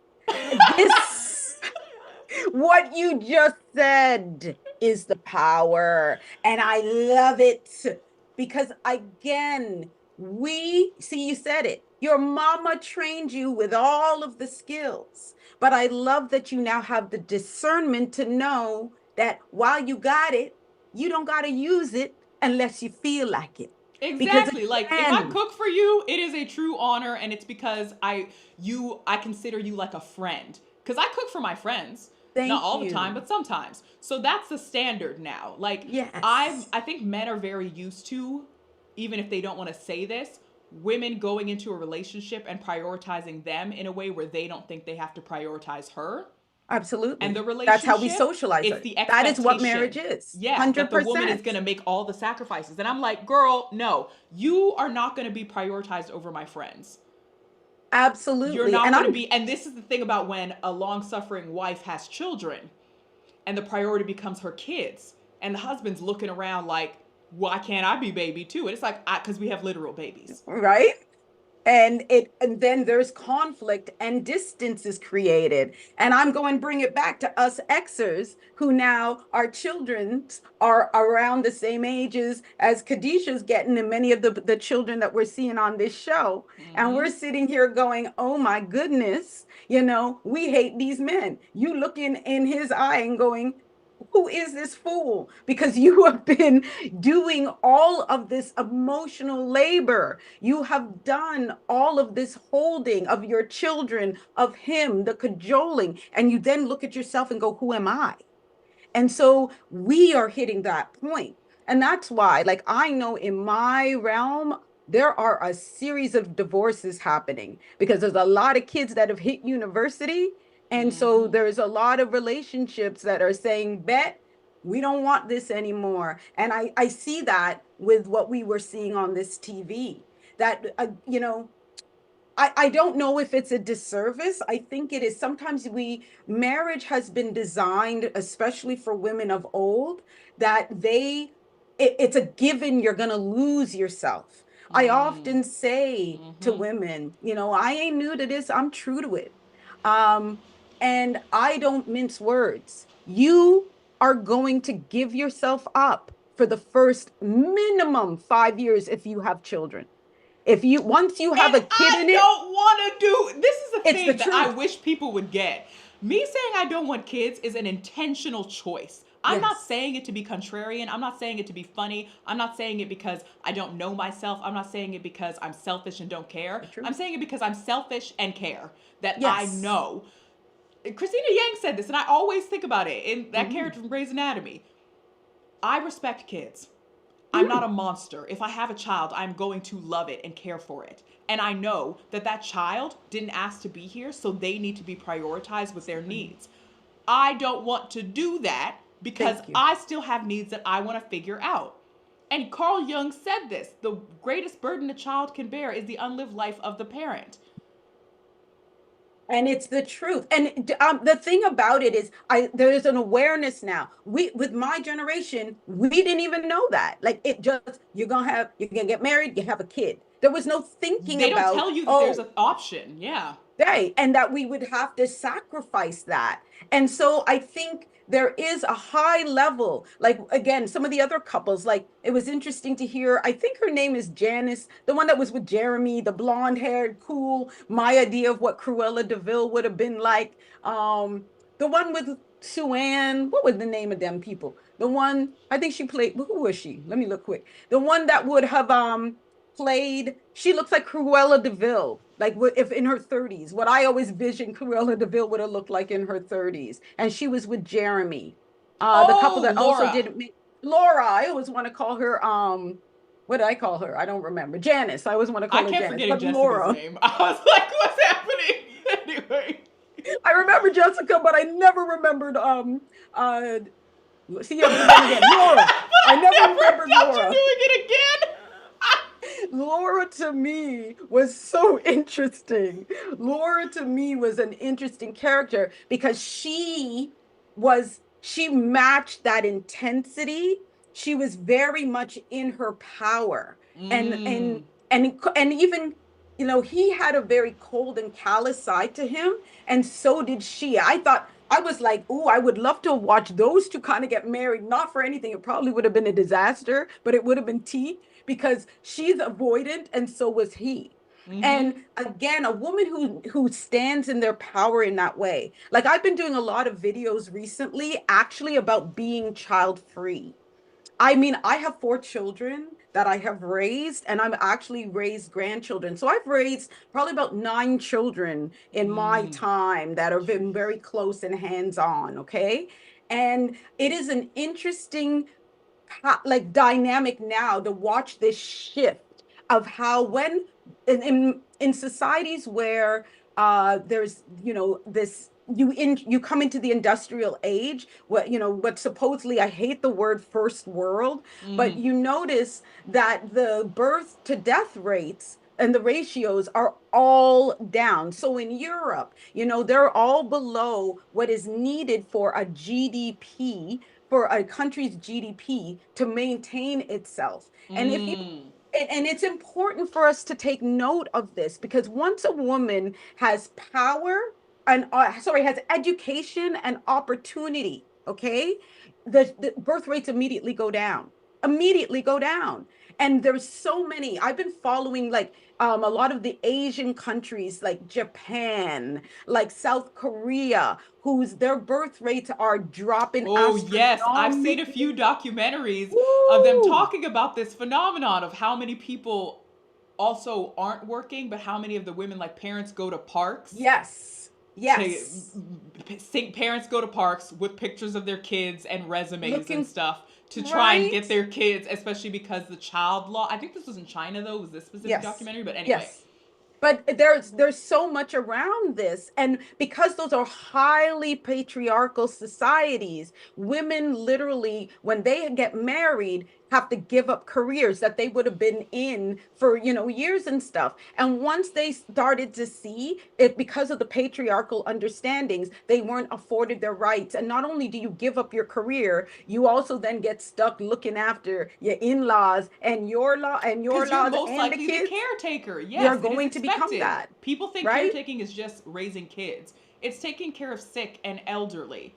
It's You taking care of the become. physically disabled. Like it's not just sorry, and I might not have Yeah. said that No, correctly, you're y'all. right. No, But you you know, did. like it's all of those things. And I just wish that like or I know that it's changing with our generation. I know that it's changing because of how much, like you said, we have more education and we have more Mm-hmm. opportunities. And as a result, we're just like, okay, girl, I don't have to do this. Like, this is the thing. Right? When you give people options, when they find out they have more options and choose to take them, that's when shit starts to go left. Very much so. And I just saw in the chat, ZZZ is saying Laura didn't want her man to wear Hawaiian shirts, question mark. The F, I won't say it. We want to keep this No, you family can. I'm friendly. smoking weed But on the channel. It's fine. I don't the care. fuck. And I YouTube, agree. I agree. I love you so much, Kay. I love you so like much. YouTube, whatever. Suck Right? my And diznak. right? You're doing all good for them anyway. And for again, I agree, but it's interesting how, she had a certain standard to which she wanted him to live up to. And I agree, it's nitpicky, it was silly. But when we think about that automatic standard that any man has, that they want their woman to look a certain way, I was like, I get it. She's a little over the top. But what was really different than how a lot of men expect their women to show up and be over the top? But we scrutinize it more because a woman is deciding it. These are the Ooh, say subtleties, those things. right? Y'all see some titties and speculate a vagina. Y'all hear some speculate, cause yeah, speculate. Right? Speculate. Mm, Y'all hear a slightly treble like voice, and all right? of a sudden, it has to It, be a completely different situation story. Because I've also been like ah, that too, where I'm like, listen, I know what I want. I know what I thank like. I you. know what I don't like. If you cannot handle that, then you can literally go anywhere else. And You there's what somehow did Laura something say? You can intimidating kick about rocks that. with open toe Oh, shoes. yeah, that was hilarious. She had some, I was like, bars. That was a bar. But That that's was the a thing. bar. Her and Jessica was like that too, which is why I think they got along. And they were a bit aggressive, not in the way of like they shouldn't say what they want. But even if a guy was talking the way they were, I'd be like, girl, calm down. What's Yeah, going on here? right? Because Right? So they again, were a you still centered men in it. You were yes. still centering men and that idea of patriarchy. Do you know what I'm saying? Mm-hmm. And we can't get away from it. Like Mm-hmm. I think there's some grace that we have to give because we're all socialized in this system. So it shows up in different ways. But she raised I I agree, Jessica too, like kind of raised themselves up. And I'm gonna argue too that many Black women, like we do this too, like there's no place for softness for us Yeah, either, no. No. right? Like, and yet we are ostracized for that's not being soft, Can but I we're tell you soft. something? What? Can I share this with the collective, I guess? So Yeah, I'm working on this show thing that I'm doing, and yes. we're doing a performance. It's like an after hours showcase. So it's Ooh, sensuality. It's like an 18 plus okay. show, right? Come on, girl. So I'm doing it, and my other mentor and friend, Sonia, was like, which I've been trying to get y'all in a room together because y'all would kiki so, oh my God, y'all would have the We best have fucking to make it. conversation. We Oh, need to do it. y'all would have the best conversation. But well, hopefully, yes. Actually, September. We'll talk. I'll talk after this. I'll Okay. message you. Okay. But we were going through it, and I was kind of talking about how it was awkward for me to feel vulnerable, being sexy in Mm, front of people and doing that stuff, and because I'm I so can good. do it, but I've always done it, or not always. It just seems like it's in a way, when you're doing tricks and heels and stuff, it's very showy. And people Yes. don't seem to realize that even if that's sexual and you're literally showing your ass, that's still a very distant way of showing your body to make sure Mm. that you're still in control and to make sure that you don't actually have to show vulnerability. And so we were talking about that because I was like, I just feel weird. I was making all these weird faces and noises. And then she was like, you know, you don't have to go into the feminine place first. She's like, you have a lot of different gender expression in you. So sit in the Oh, chair and embrace whatever that masculinity is that you have. And it's like the minute I was allowed to embrace the other parts, the sensuality came, and I oh, realized that my style and the way that I'm moving into how I like to dance and perform is very subtle, is very intentional, but it's also very, I only saying masculine in that it is forward. And right. it's I'm fucking I I'm I'm drinking that in, Khadijah. Hopefully you're still there. You're still there. Yes. I um uh it's it's very it felt rooted in me. I grew up as a tomboy. I grew up kind of having this, and I thought about it more as I was thinking about like just what her and I were talking about. And I was like, yeah, if I think about women that inspire me, women in hip hop are my favorites. Female rappers hmm. are my favorites, and they occupy a certain level of femininity and hardness that I have always looked up to, admired, recognized in myself, and appreciated. And yeah, I don't know. It was just very interesting to kind of feel. Anyway, that was just a random. It's actually not random. I think you've hit something that is sharing and will be bars, okay? Because here's where we are. This idea that we separate this the masculine and the feminine, and we've narrowed it down to a specific forms of traits, I believe is what is dooming society. In men, men have feminine traits, what we Yes. consider feminine, right? Men in they also have what we consider masculine, or we hyper, focus on these things in what we consider masculine traits in men. And it's the same thing in women. We have both these masculine traits Mm-hmm. and these ideas of what we consider feminine traits, and we just focus on it if you have a vagina. You know what I mean? That part, That's I'm like, simply it's that. it's the yin and the yang, and I've been saying this. Like somebody clipped a video that I did about patriarchy a few years ago, and I said something about yang, and I was like, okay, so I have been saying this for a while now. Like Yes. the yin and yang. And Contraports recently made a video about this, and she talked about it too. And I was very Yes. happy that she did because I was like, fucking yes, yes. Yes. This, the way she articulated it, I appreciated, of this circling that feeds into each other constantly. There's no end and no Absolutely. beginning. And it's all Absolutely. contained in a circle, in a hoop that never ends. Because it Ooh, really is, if we it really think about is it, you know. 100. And so That's it. all of us have those traits. And like, I have thought about that too, of like being in relationships where yes, I do not am not attracted to people no matter what their gender presentation is or what their genitals are.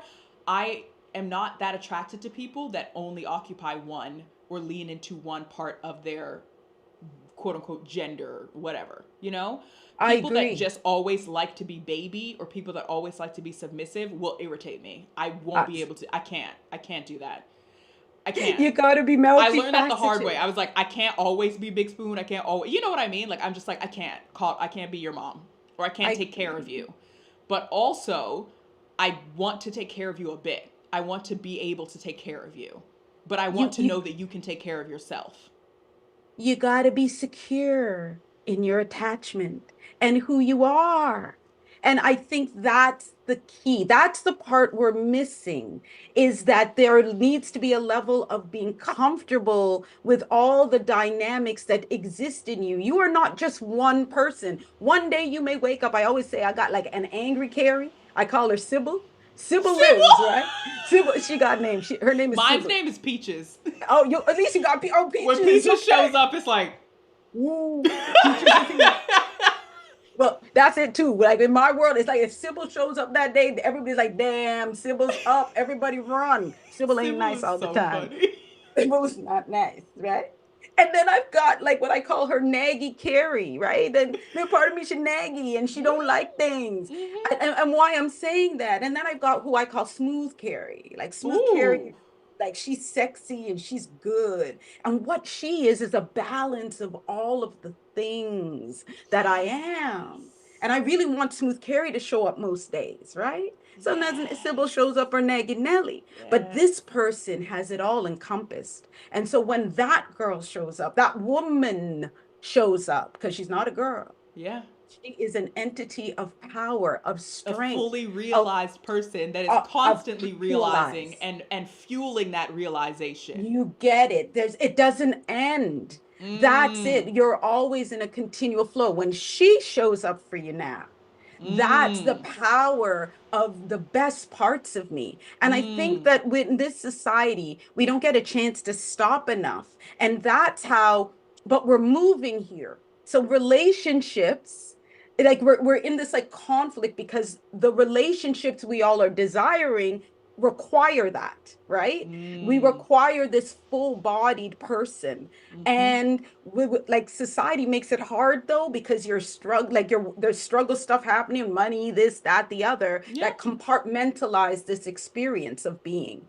And I love when you were talking about sexuality, this is, or sensuality. Yeah, And sensuality more. The sensuality. erotic, really. Oh, and I call that literal, and I may offend here, but it's church. There's an Mm. energetic power Yeah, that you you have to tap meet Sonia. into, you right? she literally her classes on Sunday she called Oh, hey, hey, it is the Holy Spirit, because I teach these too. Like, this is some of the classes I teach. I have a whole beginner's course where it's about teaching sexuality, because right now it's very much performative. And mm. unfortunately, so many people are learning about sex on Pornhub. Pornhub is an app. And And that's the one when, thing I will agree with Candace Owens on. You know, we right? won't agree all the time, but she will talk about porn and be like, when did this start becoming super popular? And I'm like, you might be asking the right questions this one time, Right? One time, girly. because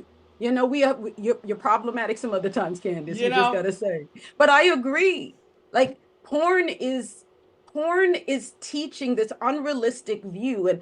And when I talk to young people, because I'm very much talking to a bunch of young people recently, Mm. and I'm talking like that 13, 14-year old where Ooh, now, yes. yeah, where now, they're learning to kind of socially interact after going through the pandemic. And their idea of saying hi, they say hi and then send a dick pic. Like, when that is happening on a level, we have to discuss what is happening in how they're learning about sex and sexuality. And Pornhub, I'm always like, do you understand that there's acrobatics happening here? That these are all about, they're just placing themselves so that you get a good camera angle. This is the thing. I'm like, do y'all not understand the vantage? Like, there's a point about they're thinking about perspective.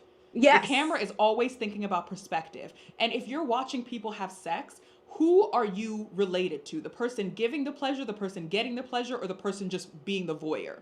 You know what I mean? Ah, Like, I'm like, we really 100. don't sit and think about who we identify with when we are watching any sort of sexual interaction with people. Who are you identifying with? Are you identifying with the person being pleasured? Or just Absolutely. you're identifying with the genitals because you're supposed to? Thank you. And here's that piece, because Zoom. No. Zoom. No, you know what? No, you know what? it's coming down again. I know. Stop. Wow. Immediately Wow. stop this. Right? What's Okay, going thank you. Because this on? is not, no. Wow. You're having a moment. Not me talking about sexuality and playing in my face like this. I, Zoom, and I I finally started paying for Zoom, okay? I Get it noticed. together. Get it to right? Because we didn't get kicked off. Get it together, Right? Zoom. I noticed, which is fascinating. Fix it. Good. Fix it. Right? Not Okay. not nowadays. I agree. Hello, And somebody it's said hello, peaches. Yes. right. We need a peaches. We all Peaches got is to know my it. I don't know who you think you're talking to, but if you're looking for me, I do have time today. Oh, That's I, peaches. see, Sybil doesn't even get there. You wouldn't even get that out. You Sybil always has time for you. Sybil's gonna snatch you even before you get. You'll say, "Huh?" and she's already snatched you. That's why I can't let her out that often, because I'm she just dead. whoop. That's Sybil. But and again, but we are in awareness, right? You know Peaches. She's named. You can contain her because she's named. So Mm-hmm. many of us exist in a world where we don't have a name. Like we don't have a Peaches. We don't have Sybil because the only way you can keep yourself rounded so that they don't just show up. And I would offer a lot of men don't understand this because again, we teach men that aggression is good, right? They are Men taught don't on know that emotional regulation. at Like, all. we talk about emotional intelligence, but I'm like, no, no, no. Emotional Forget, regulation as well. let's Because get you can them be there intelligent first. and Clay is actually giving me someone who has a bit more emotional Then intelligence most. than you would expect. But his regulation and his maturity are what need growth. Because even when he would come 100%. up, he'd be like, "Damn, Amy, what do you want?" She was like, "Oh, hold up, your tone." And he was like, "Was that too much?" Like you could tell he Right. wants to learn. He said, "Wait, was that too much?" Like Yes. but he snaps Yes. And even in the beginning, that very first in meeting the when she mentioned Matthew, who was interesting. Like when she was, told him that she kind of had a connection and a vibe with Matthew, and he blew like he kind of was because over also the he top didn't seem there. like he was talking to anybody else. Right. It didn't. I think that, and so even that, like I saw a couple of things in that because I agree. It didn't seem like it. We never got that he did have anybody else. Like that idea that that should have been his prize, like she was his prize. How dare she? Mm-hmm. And then the second thing being, he just was all over it. And I thought the same thing. For most men, it is getting to intelligence, but before you even get there, I work with a lot of men. I do extensive work that women. First of all, most men, and Terrence Real talks about this, most men get dragged in to a therapist appointment by their wives, Kicking and screaming. kicking and screaming. And it's the same thing normally in my world. They come in kicking and screaming. And I have to start with not even what's going on in that relationship. It is about giving them access to their emotional expansion. They need to expand it because the only emotions that we allow most men to have is aggression. They may be allowed a little sadness. And sorry? Hold on. Oh, I'm going to turn it to my phone because Zoom and all of these things are playing yeah. with me right now and I just don't have the energy for it. So I let me hear you. just It's got to be a lot. It's It's not Zoom, I think. with I think it's my camera. maybe is it over thinking it here. Again, it's with men. Can y'all Men hear me don't get still? access. We can see you now. Can you We hear still see me? you. Can the And we hear audience? you. Can the audience?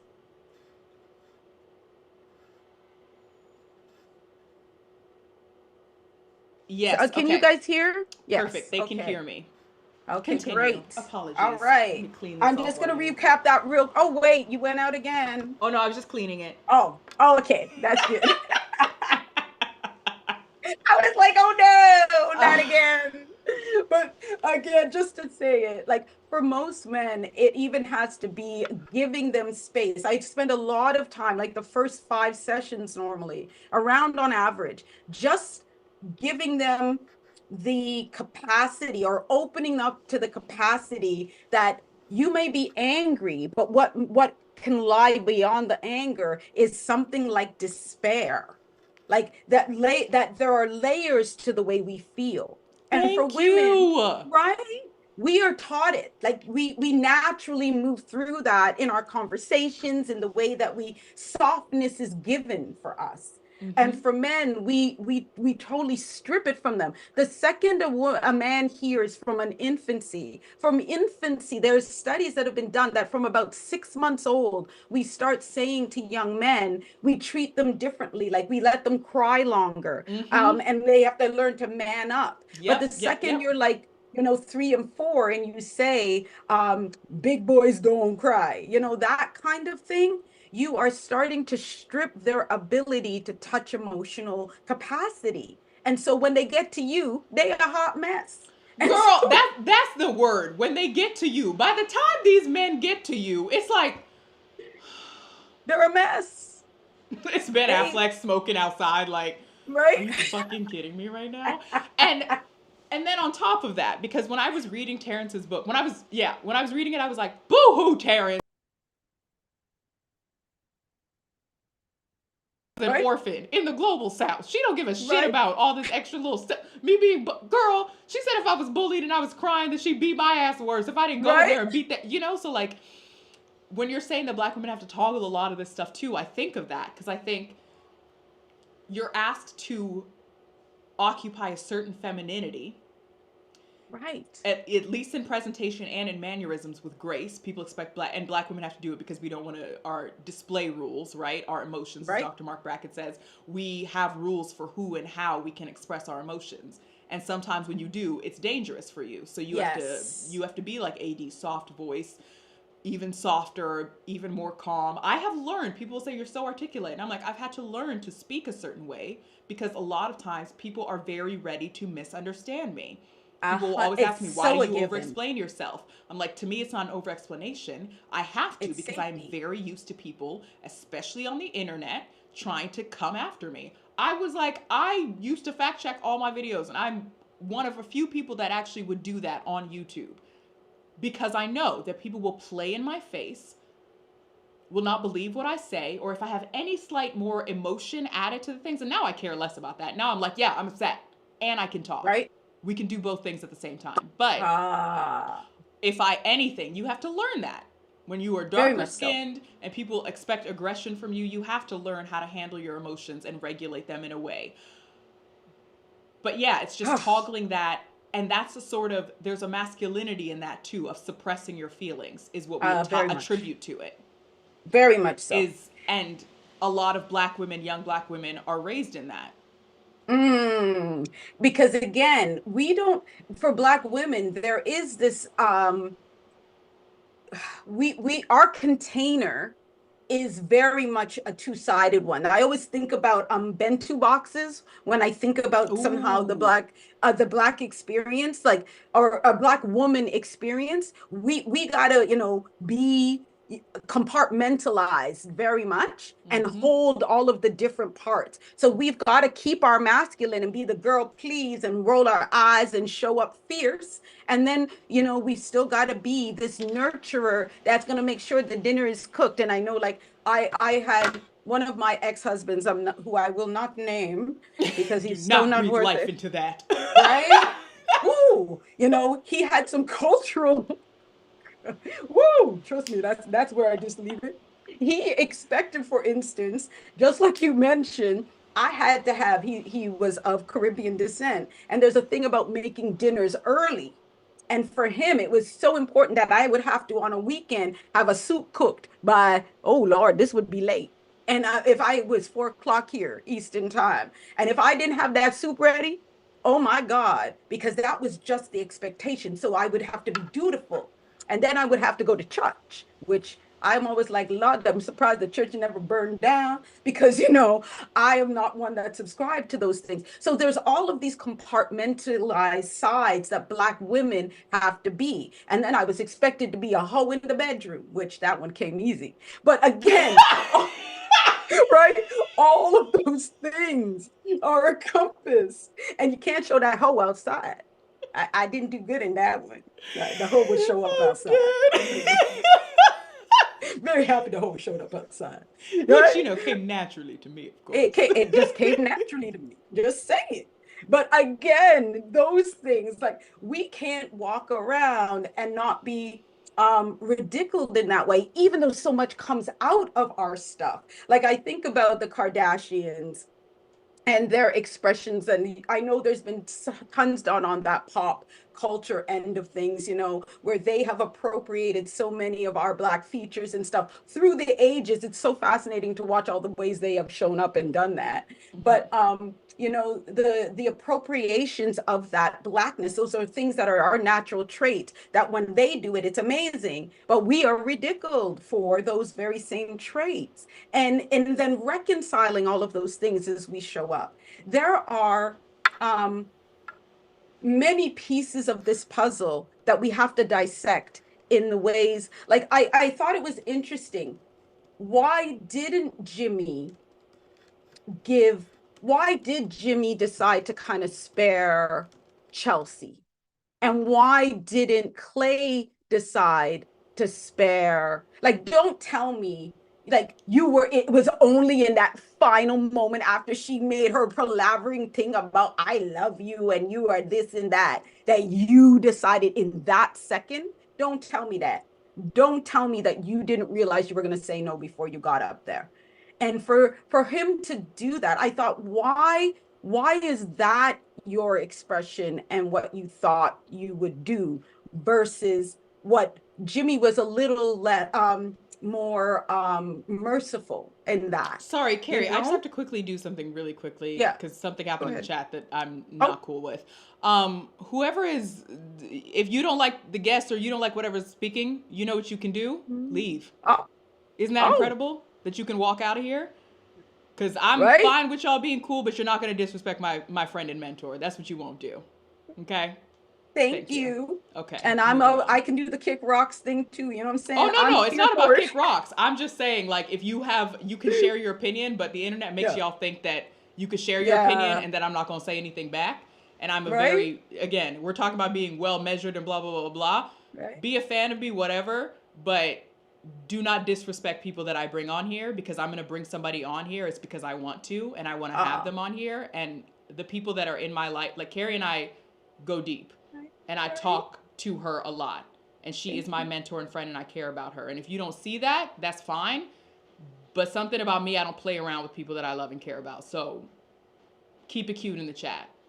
Okay. Like, Oh, don't. Sorry, I had to get. I love you. No, Not sorry. that I'm not sorry. I'm just letting you sorry, know I not had to get. sorry, but Yeah. I also want to just pour into you for that. And I love and appreciate you because, again, I often, when you look at me, I mean, I wear my hair in a buzz cut. I am a queer woman. Mm-hmm. I stand in a very, precarious situation in that way. But again, I take it full chest. I'm very comfortable in that. So if you And but also this is don't the like, thing, you don't right, have to. But here's the other yeah, thing, as an added right, moment, because it's like I could have seen that and just let it happen. But right. for me, if I want people to come to my aid and defense, because it's hard to always have to. I can stand Yes. up for myself, but it's exhausting to have to do it Yes. all the time. All the And so, time.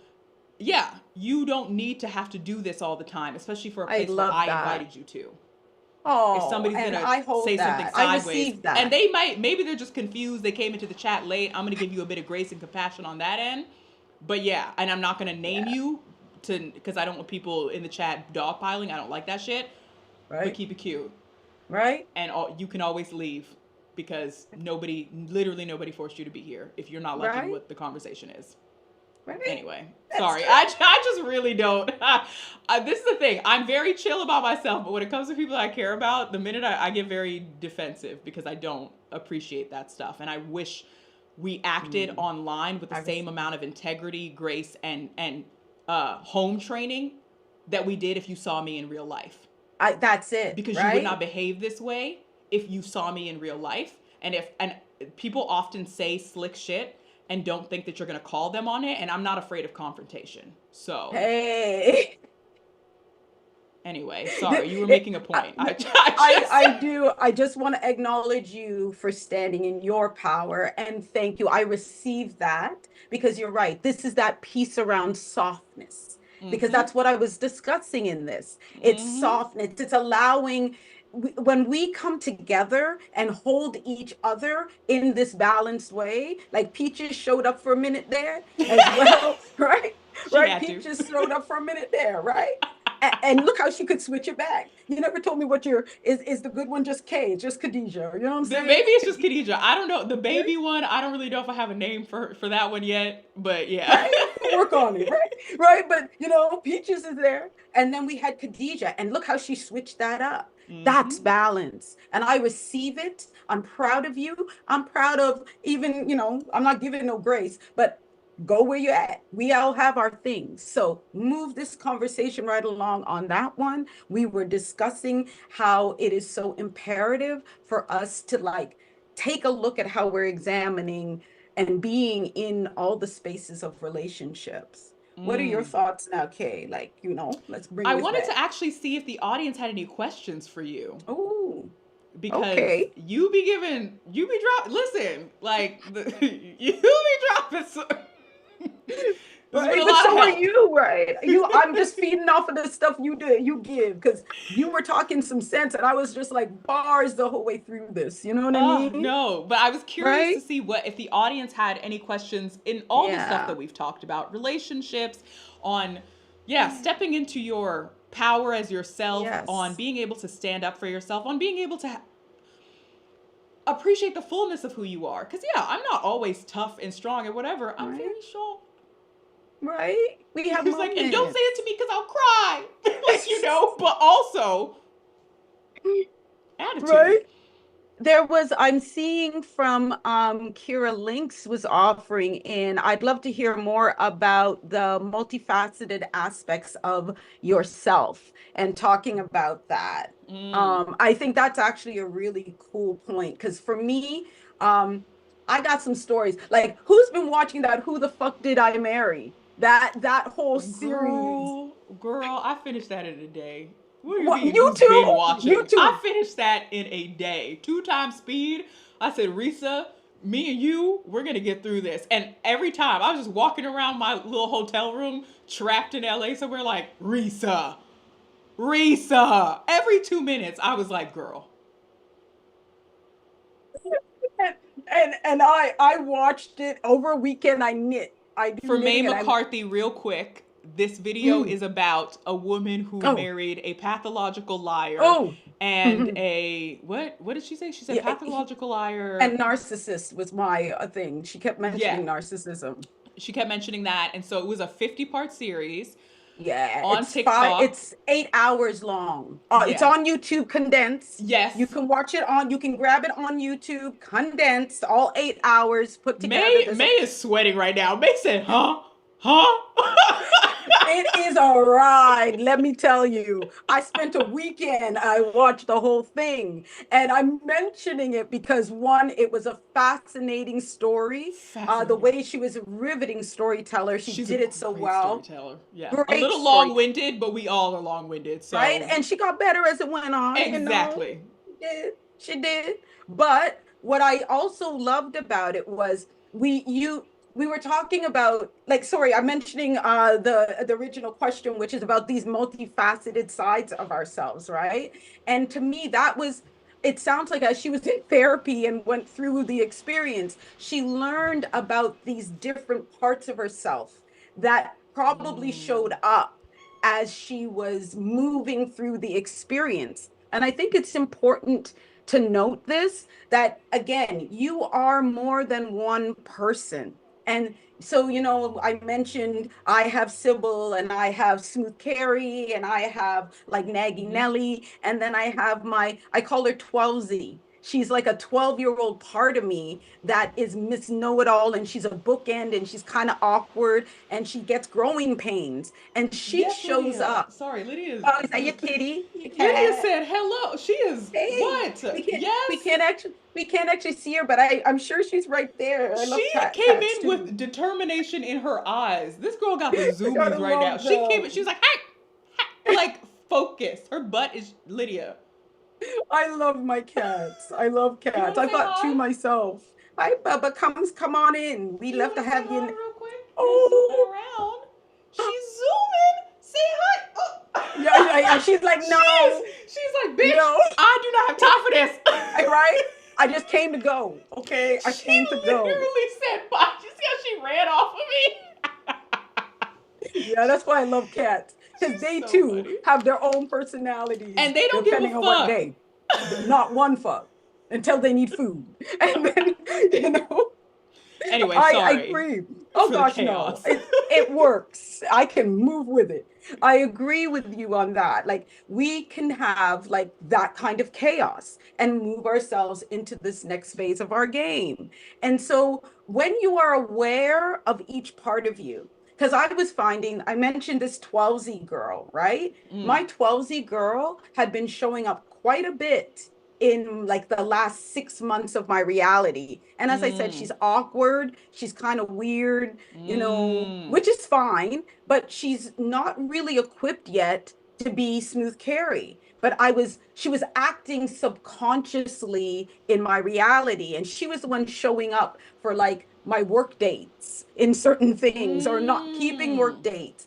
And it was only till I brought her into my awareness that I could recognize that this part of me was existing.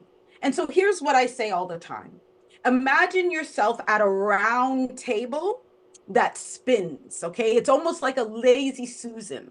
And Okay. your main self, so Khadijah, for example, sits at like what would be the pinnacle, like you're looking down on the table. And so Okay. whatever would be that front part place, that's you, Khadijah. And this table spins, okay? But there's other Mm. parts of you that sit around it. It's a big table though. And you may know these, there's parts of you there, but you don't have them named and you don't really know who the hell they are. It's like playing at a poker game and you don't know everybody at the table, Mm. but it spins. Okay. So you, however, may spin the table sometimes and you think you're sitting at the head of it, but it's actually facing this way. And so Ah. you've got like a cray, like this may be like, I don't know, cray crew is standing up there and working for you. And you don't realize that cray crew is running what Khadijah should be running. I like that spinning, or like, yeah, it points Yeah. to different parts of you because Parts of we are you. speaking to the different aspects of who you are. And I think we don't allow ourselves to not only be those different aspects, but name them. Like you said, Peaches is Because, one. I got a little right, soft. That's another that I might not have a name right. for. I might have XYZ. Yeah. And sometimes that's why I used to say when I'm operating from my best, but it's less when I'm operating from my best and more so when I'm operating from my most balanced, most balanced, most okay, Khadijah place.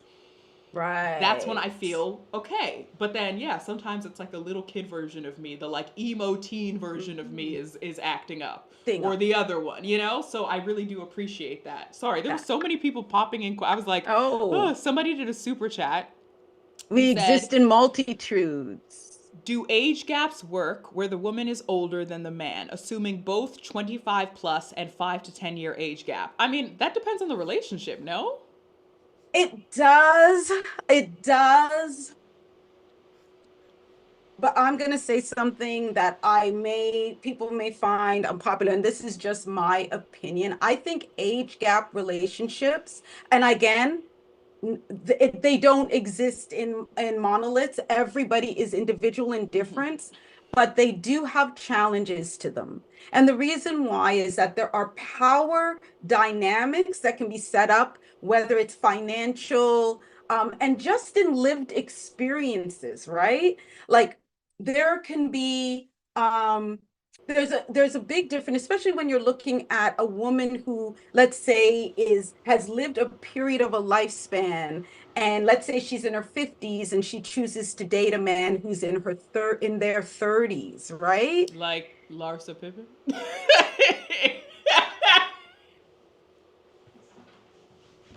Gotta go. Thanks for walking, Right? y'all. Right? Let's just say, I'm not naming names, but just saying, if you are going to have that kind of dynamic, and she's had her children and been in certain experiences, and I don't care what she says, no matter how much surgery and enhancement she's had, them bones creak a little bit more than they once did. Okay, Not the holding certain most creak a positions, little you can more. still roll it down, but it goes down Carrie! harder. Oh my! I'm See just this? All saying. right. This is Right. why. I'm This just is. I'm just saying. You need a Tylenol maybe before. You may need a little pain meds A before you do Tylenol, a certain little bit things. of stretching, a Right. resistance band right I'm before, and then after. You're right. You're right. You're not wrong. right. You're not wrong. I- Because I'm in my early 30s, and even me, I'm like, let me do a little stretching. you understand what I'm saying? Uh So huh. Okay. I'm not mad at you, but there are these gaps that may come up. And I would offer, because for men in particular, like the question was about women who were older and men who were older, right? Yeah. The opportunities that they are going to be allowed, because it's still this patriarchal system, they've got different options, right? And Mm. so while a woman in her 50s is a lot, she may be more centered, she may be very powerful and anchored in who she is, and that does translate in the bedroom quite a bit. um Mm. it's harder, it's harder for Mm. a man, like, sex and sensuality will only keep somebody for so long. It has to be a Yeah. level of compatibility, Yeah. because do you, like, I mean, Larissa seems to be okay with going to the club every night, but That part. most, right? But most of us don't want to do that every night because I need my 8 hours. I'm so sorry. At this Right? point, or seven, I need seven. At this point, I need that. You know what I mean? And it's imperative to keep me at my tip-top shape. So that's what I'm saying. There's a lived experience power dynamic that I think is a challenge that comes up, even though Mm. I have seen it work. I really have. Somebody was like, "You need to stop calling honey Khadija, honey boo. I love you, but please stop referring to yourself as auntie. You are still young and beautiful. Also, you made me feel old." That's fair. Right? That's fair. Right? That's I will. Fair. I have heard you. I have heard you. It's so true. It's so true. I'm pulling up some more. Let's see. Somebody said, "Did Right? you encounter any men that didn't accept divorce or separation, and what can you do for your protection?" And they say, "For my mom who moved out." Ooh, yeah, because that depends on the legal situation of where you live. Yes. And that is a thing I hold space because it is a very much a thing. Mm, Been there, I've been in this very situation, and it really is about tapping in. A woman, when she leaves any relationship, especially, long-term ones, where there may have been some things happening, is definitely at a higher risk. It is the most imperative time where she's in the highest amount of danger. So making mm, sure that there is a plan, mm, executable plan, that she has several safeguards in place, like do not leave before you're ready, trying to put away money, making sure that you can, you know, head to, again, it depends on where you are located, but making sure that you do have certain safeguards in play, like maybe not, a lawyer, for example, is also a thing. Ooh, mm, don't be making any movements without a lawyer, because even with that, sometimes it's not the best thing to leave. It may be about getting him to leave. You know what I mean? mm. See? Let me tell you, I remember, and I mean, for my circumstances, I left the home, right? And I always say, from where we are located, we're both in Canada. For where I was located, from a legal standpoint, when we went through that, it was probably one of it was my biggest mistake to have left the home with the Mm, children. It would have been mm. better if I had stayed in the home. So I always recommend that, especially when you're going to be separating property, again, because marriage is a corporation. Like, one thing I learned going through a divorce, woo, marriage is a corporation and you're dissolving it. And so it is about breaking up property and dividing those assets. You got to think smart about it. And Mm. here's also my advice I give to women: that divorce is war. Take no prisoner and shoot the wounded. I'm sorry. Jesus! Damn, Carrie! Not us talking about I'm all just this peace and saying, love. And Carrie said, "It's war. Shoot it the is. prisoner." Because again, women are taught, we are taught to nurture, right? And that's the Ah, highest yeah, I place. guess. Yeah. That is our highest place of nurture. So it's something that we're tapping into that's not very, it's not natural, right? So you will Mm. come in, at least in my instances, and this is not if you're in a a relationship that's dissolving and it's compatible, Yeah, but an amicable and there's right, this. if it's Yeah, an yeah, yeah. amicable relationship and you're dissolving, please don't take this advice. But if he's going to go for the jugular, you better be willing to protect your throat. That's all Yeah. I'm saying. Yeah, And you're that not means have wrong. every arsenal. That's all I'm saying. Sometimes you got to cock that. You got to cock it. I'm just saying. This is why you in these cases, you need to you are a menace. You are a menace. There are stories I could tell. Like, I that was know. one of the things, right? There are some stories that could be told. And there's education to be given from these stories, because if we don't pass these things on, it's I learned so much from that. How the fuck did we get married? Because, I saw a lot of myself and that Mm, vulnerability we all come from. But she mm-hmm. educated so many women. And I think she literally Ask will have questions. changed. A Right. lot, Ooh, yeah. Ask questions, because that's the other part too. People, somebody, one of these girl, Queen E, she is a mm, commentator that I watch, and she right. watches reality TV, and she was watching Love Is Blind, and she was like, "80 doesn't ask enough questions for me. What's going on here? 80 is not asking enough questions for me." And I was like, that part, because I like, I'm gonna annoy you with my questions. I need to know Yeah. things, and yeah, maybe some of the things I'm asking you is like, bro, chill. Like, we'll figure it out. It'll develop. But also, Ask questions. you need to ask a lot of questions. Like, I need to know what you do. Why are you always at my house? Hmm? Are you? What do you not? Well, you don't have friends, hobbies, When he had a nice associates, house. or Sorry, right? relationships?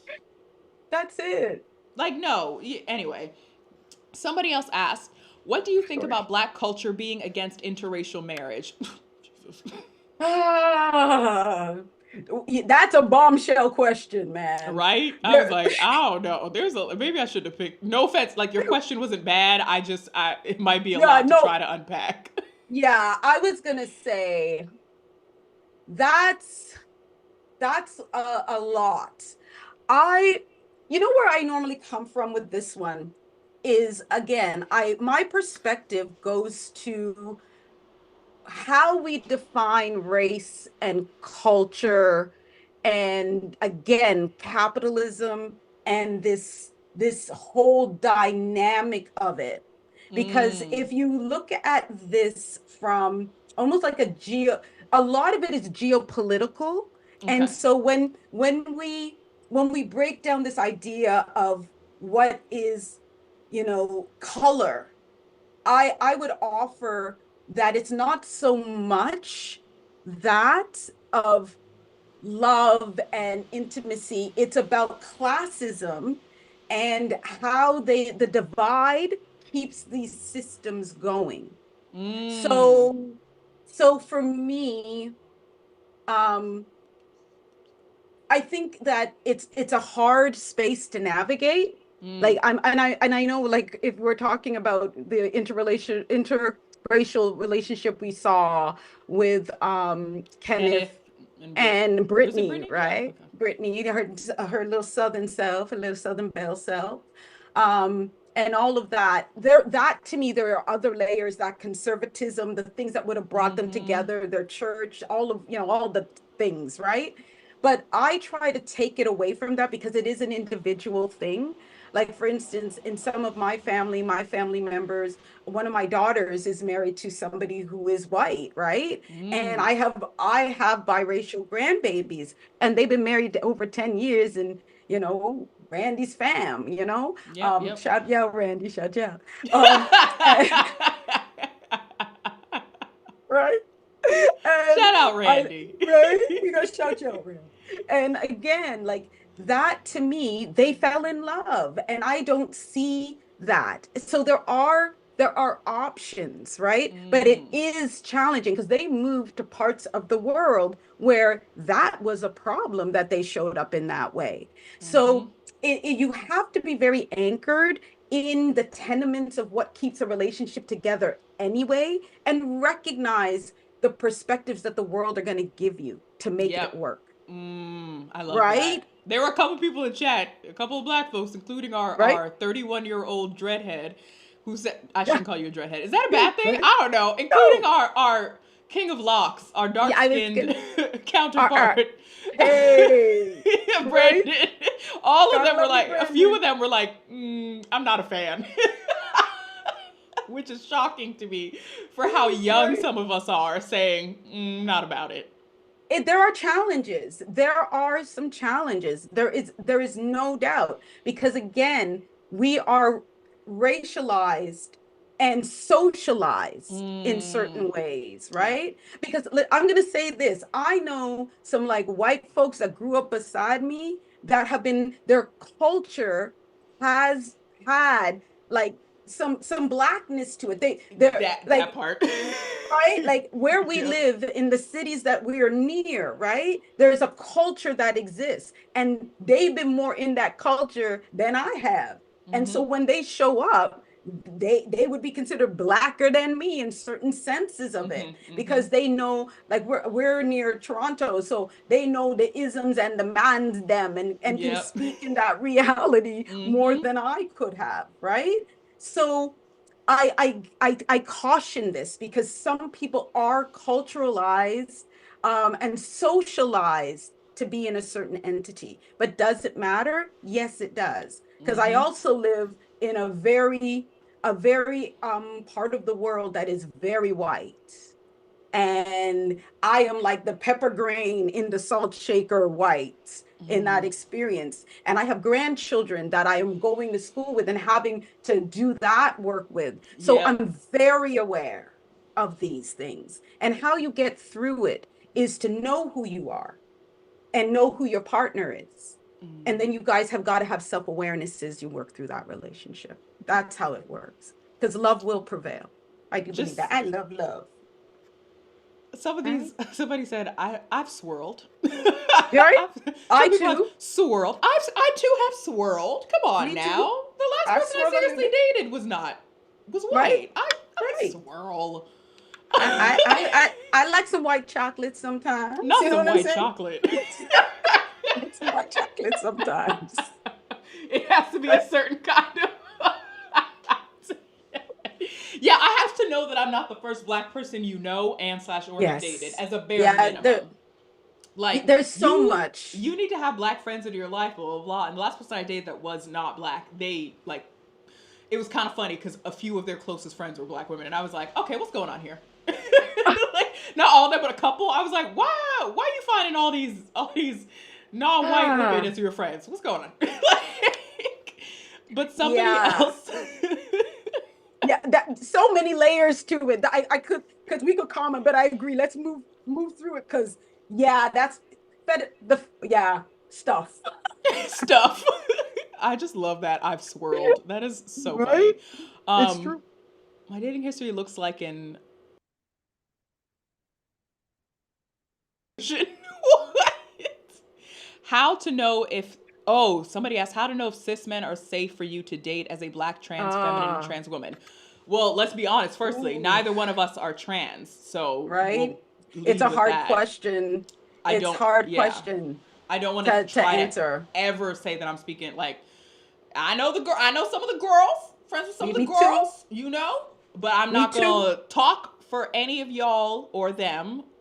In that Maybe what I'll experience. say is, if you're dating anybody and you're worried about disclosing things to them for safety, I don't know. I think I've realized that people will kind of show you in the way they talk about things how they are and what they believe in. And so you have to take a bit of Absolutely. extra caution to know what kind of person that is before you Ah, entertain them, I think. Which is what most of us should be doing anyway. A lot of us would just frivolously sleep with people, and sometimes you do. Like, trans girlies, y'all should be able to have fun and just be right? like, I'm gonna just have a little hookup.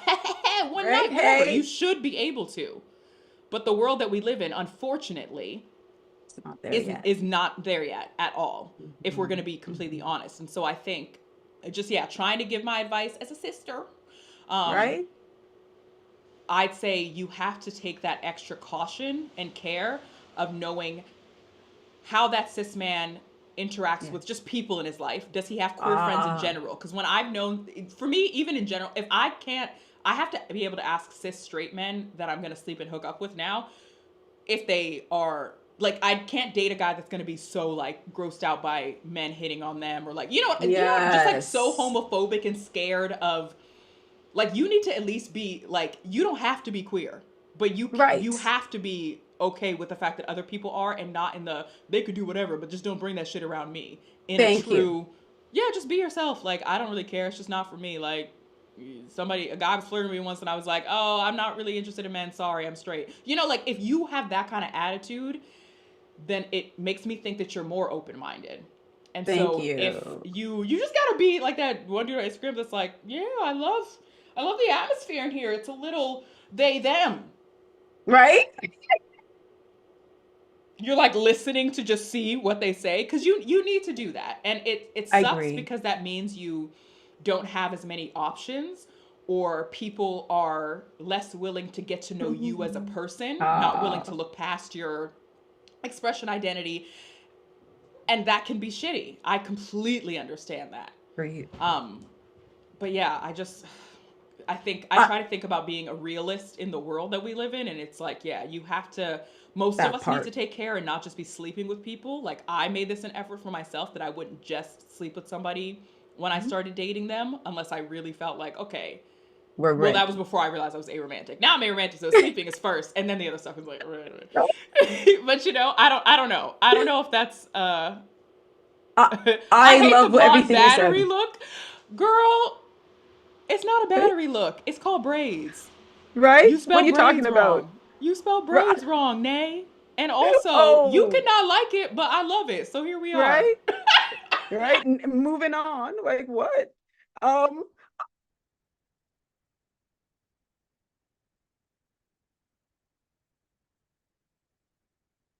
Skin. I can't be white. Uh ever, like, it's just not, it's just ever. not possible. It's not. And It's a it's fiction. so you know that there are black people that do have naturally blonde hair and Yes, stuff and like even it. That if can there happen. weren't, you know what Right. this is? My human flesh suit. So you Thank know what you. I get to do with it? Decorate it. Right? Any way we feel. So I love that too. You know? And I think you gave sage advice. I always say there's a saying that I love. People will show you who they are. Believe them. Because they That's all will. it is. Feel into it. They will. Feel into it. Believe them. Moving on. Yep. Right? Moon snakes. Thank you. Yes, of Right? course. Uh, I love your hair. I was looking at it in the video, the premiere that you did, and I thought, look how she is just flowing with it. It looks gorgeous. I love it.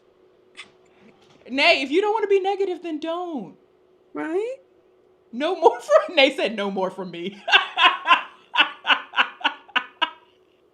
Listen, Nay, you, and I'm saying this lovingly, I'm Right? not saying this in a negative way to Yeah. Nay. Right. You can think that everyone in the chat is lying, because that is also total, that Your is your opinion. You choice. could Yeah, literally look everything's at this hair and be welcome. like, Khadija, you look fucking crazy. Like, truly, you can say that and think that. But I don't care. So, and I don't mean that rudely, lovingly, I don't care. So, Nay, I'm still rocking with you. You cool. Right? You just don't like the blonde, and that's fine. I love that you even say that because again, that's the other thing. I think we live in a Somebody, world Julia said, where how are we lying, right, Craig? Nay said, we live no, you're in stunning. Please, you are. I love your face. Yeah, just not my hair, Nay. a right, Yeah, you love my and you face, just not my hair. I'm kidding. right. But and you're allowed the safety. Like I love that you cleared that up. Like seriously, I think that's such a great thing. Nay, have your opinion. The two things can Eddie, exist. don't. No, Nay is trying to be funny. Nay. I Right? can take some jest. Eddie, no, Eddie, don't Right. say rudely leave. Come on, y'all. Yeah, Keep we're on all digging, Nay. good. We could clown Nay a little bit because Nay tried it a little bit, but Nay also Right? might not like it, and that's fair. Right? All good. We're all allowed a little love. That's it. Yeah. Don't say you're not Okay. grown for this conversation, y'all. I don't like the pylons. Y'all know I don't. I Yeah, don't get don't down with do that. that. Don't Don't do do that. that. Let Nay be. Let Nay See, be. see. Venetia said, "Nay, don't leave." See, and Nay's trying. Nay, we get you. You just ignore everybody else. We got Not Nay you. saying a bit autistic. You see, and that's the other thing. Right? Boom. Y'all don't let people. Sometimes people will lead with a bit of like, Social cues may not always be the listen. Nay, I'm gonna put it even all out there. I was diagnosed last Nay year can with stay, but they gotta ADHD. sit in the back corner. KO, you are Okay? rude. Sorry, go ahead. I'm Carrie, you said, neurodivergent as well. so in your 50s, you got diagnosed.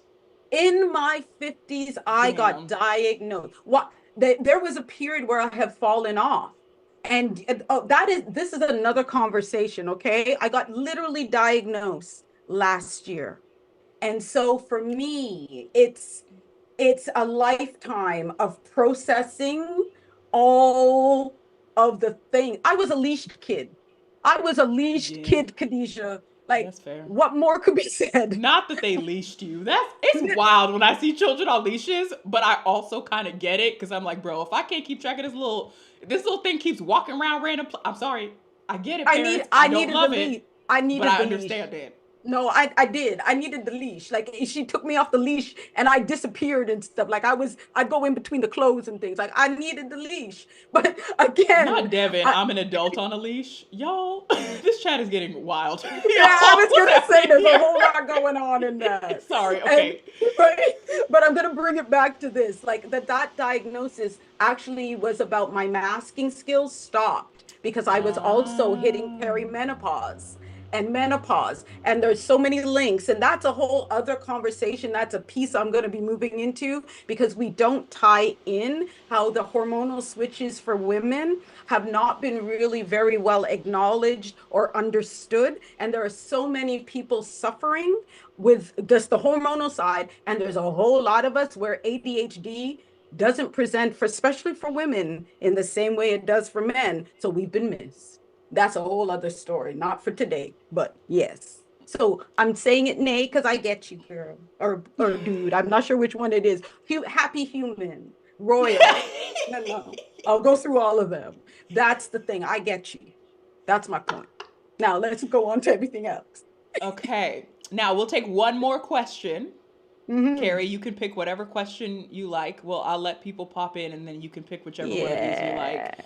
And yeah, while Carrie's looking through and while y'all are popping in questions, yeah, I want the live streams to be fun. Even that person that tried to say that slick thing Yeah. about you, I was just like, listen, I'm going to give you grace because maybe you came in late, but also You know, keep it cute. You know, like watch it. I think Watch more it. people need to, yeah. If you're going to be on the internet and have a space, you kind of have to be willing to understand that you need to lead that space. Ah, it's interesting. Like, I agree. Like there's so many. This world is colorful. And I just noticed, um, ah, I'm going to take this as a question because Khadijah, we still have some chats to go on. So there is one from T Singularity saying, question, do you have advice for finding good matches at 40? From ooh. NB Pandemisexual who hasn't had a relationship in 5 years. Woo! Okay, whoa, okay. Also, Sky, we always gotta have a little witchy person in the chat. Sky Right? said, everyone be careful with their words spilling out. Aries just moved into Mercury. Impulsive speech is at an all time high. You're into the cosmos like that. If you're into the cosmos Right? like that. Thank you, And Sky. right now, and Okay. now we know. Thank you for that wisdom. Thank And you. as we talk about this question, it is, I am gonna Mm. say my heart is like full with this one. Again, stay Mm. tuned. I have a whole breakdown on this because we really are, when you are 40 and over, and again, we're moving into that exer phase of this. There is some challenges because one, very there, it's this interesting reality because we've run through marriage and what we believed was going to be these traditional spaces of partnership, and now when you're reforming, um at 40 it's hard to kind of relearn new traits. And I actually Mm. And I a lot was of us act telling like we're not going to be 40. If we're lucky to live long uh enough, we will be 40, y'all. oh, and So, we are living longer, so so you're gonna hit listen. it, So chances listen are. up, y'all. Okay. And it is a minefield, this space right now, because again, this idea of unlearning and being and coming Mm. into self-awareness is a challenge. And so, my recommendations that I give folks, is when you are putting together a dating ad, or you're putting up a post and you're kind of getting into this, the question to ask a person is around, are they open to therapy? Are they open to, like, wellness and self-care? Those are Mm. the questions that totally, when I'm coaching people through dating, to put into the chat. You know why? Mm. You don't even have to be specific, but just if they have that inference that they're willing to go into those spaces, your opportunity and chances of meeting somebody who will be able to really revel with you, really start to reimagine what relationships are going to look like, is bigger and better. It really is a good Mm. space. So that's where I say almost for anybody actually, but in particular at our age group, because by the time you hit 40s, you've had a couple of things or relationships happen, okay? Mm. And Mm-hmm. you got some scars, like More there's people are scar tissue, divorced. and you're bitter. Mm. I was saying to Khadijah, I had gone to an event where I was supporting. I wasn't even a panelist. I was literally playing a very supportive role for one of the panelists that were there. And it was a dating over 40 event. And there, again, panel discussion. And we had a group of beautiful people at this event. And let me tell you, at the end of the day, I was like looking for exits because I Arr. thought there was going to be a war. Not even joking. I literally was like, let me pan and look for exits because the tension and the raw emotion that was in that room was so hot and fiery because there's a lot of unprocessed pain. We are Mm. reconciling what this illusion of marriage and long-term relationships was against a lifetime of um of unreal, it's not unreal, of like not met goals for those Yeah, relationships. like it, and it feels, yeah, it's like you get it. I think this can work for anything in your life when you get to a certain age. When you get to a certain age and you're like, oh, there were so It many didn't things work. I thought I was supposed to do, or I thought I was supposed to be somewhere else. Even us turning 30, Oh, so many of us will be like, oh my God, I'm hitting 30 and I thought I was going to, right. like you just have all these expectations for whatever age you're at. And so I imagine it gets multiplied the older you get because you It feel closer to does. death, but you can't really say that out loud because we don't That want to talk about right. death. You, But like, you, that's the truth. You are literally, the chances of you dying, the longer you spend on this earth, you're just increasing your chances of dying. So, thank you. And time becomes a little bit more of an essence. And so yes. when it was a bunch of very, very raw, and we didn't even realize it. That was what I got out Mm, of that experience. Is it's so close to the surface, and we've mm-hmm. all armored. We had armored in it. And again, that's a conversation for another day. But I would offer to you that it's that expectation. Know that the person that you're going to come up with has got a few layers to them. And so the way to sift through those layers is making sure that they have an awareness that they may be a little fucked up and ashy. You got to Yeah. be in awareness of your fuckery. Like you really do. And if you can find somebody who is willing to work with that, then there's hope to build something that is fresh and Mm, reimagined. That's how I like to look at it. Reimagining the way we're in relationships because it's changed since we might have started in our 20s and stuff. It's not the mm. same. There are different options available. So that would be my advice to you. You can do it. Keep going though. Don't give up. Love is so amazing. Love is love. And look all the ways. All the way. You see how relationship expert, coach, all around bad bitch. That's what I like. I'm That's looking. what I I feel so like. bad because I don't want to leave people, but I'm I also like, we've been out know. here for a while. Well, Like, I was like, I'm serious. I was like, we've been on here for how long? I have loved this though. I do. Maybe it means we got to do it again sometime. I think Maybe, so, especially because it right? seems like a lot of people are trying to figure out what the heck they're doing with their dating and life and Yeah. intimacy, and It's maybe it can hard. just be a Q&A one. Like this one we Yes. talked, maybe we can do something after I I love release a that. video next week or week after maybe. Let's Okay. think about if the chat is into this. If the chat is into this, maybe, yeah, Send us maybe out. maybe next we or once a month. too could be an option. I'm very bad at scheduling that far in advance, though. I'm gonna be Me completely too. honest. So that's why I said next week, because it's just much easier for me to go, okay, let's do it next week. I love you so much because I'm the same I'm way, like, can I put this in a calendar for the once a month for the next 6 months? Probably not. I know right? myself. Me too. But yeah, I'm interested in doing this again because I really do think we need to have, yeah, I think people need to have these conversations, to hear these conversations, and to like, it seems like a lot of people in the chat are like, yeah, I'd be into it, Yeah, except for a couple right? people. Ka said I'm the opposite. What?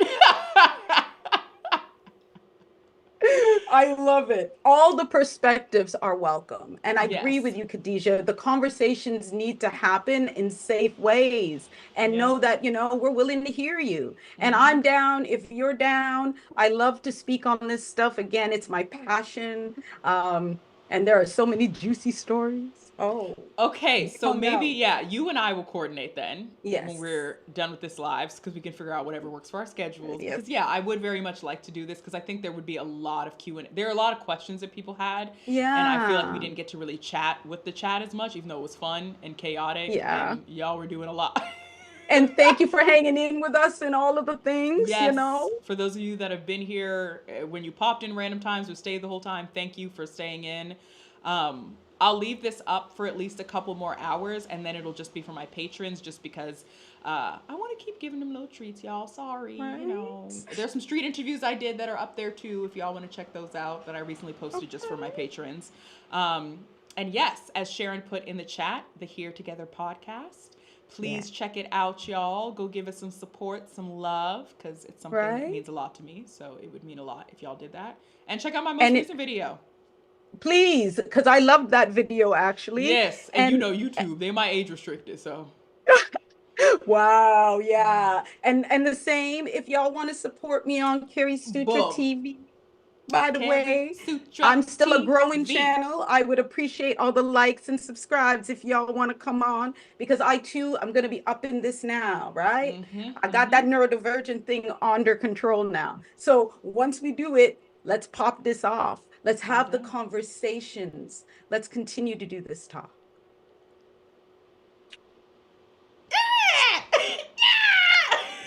Me? Are we good?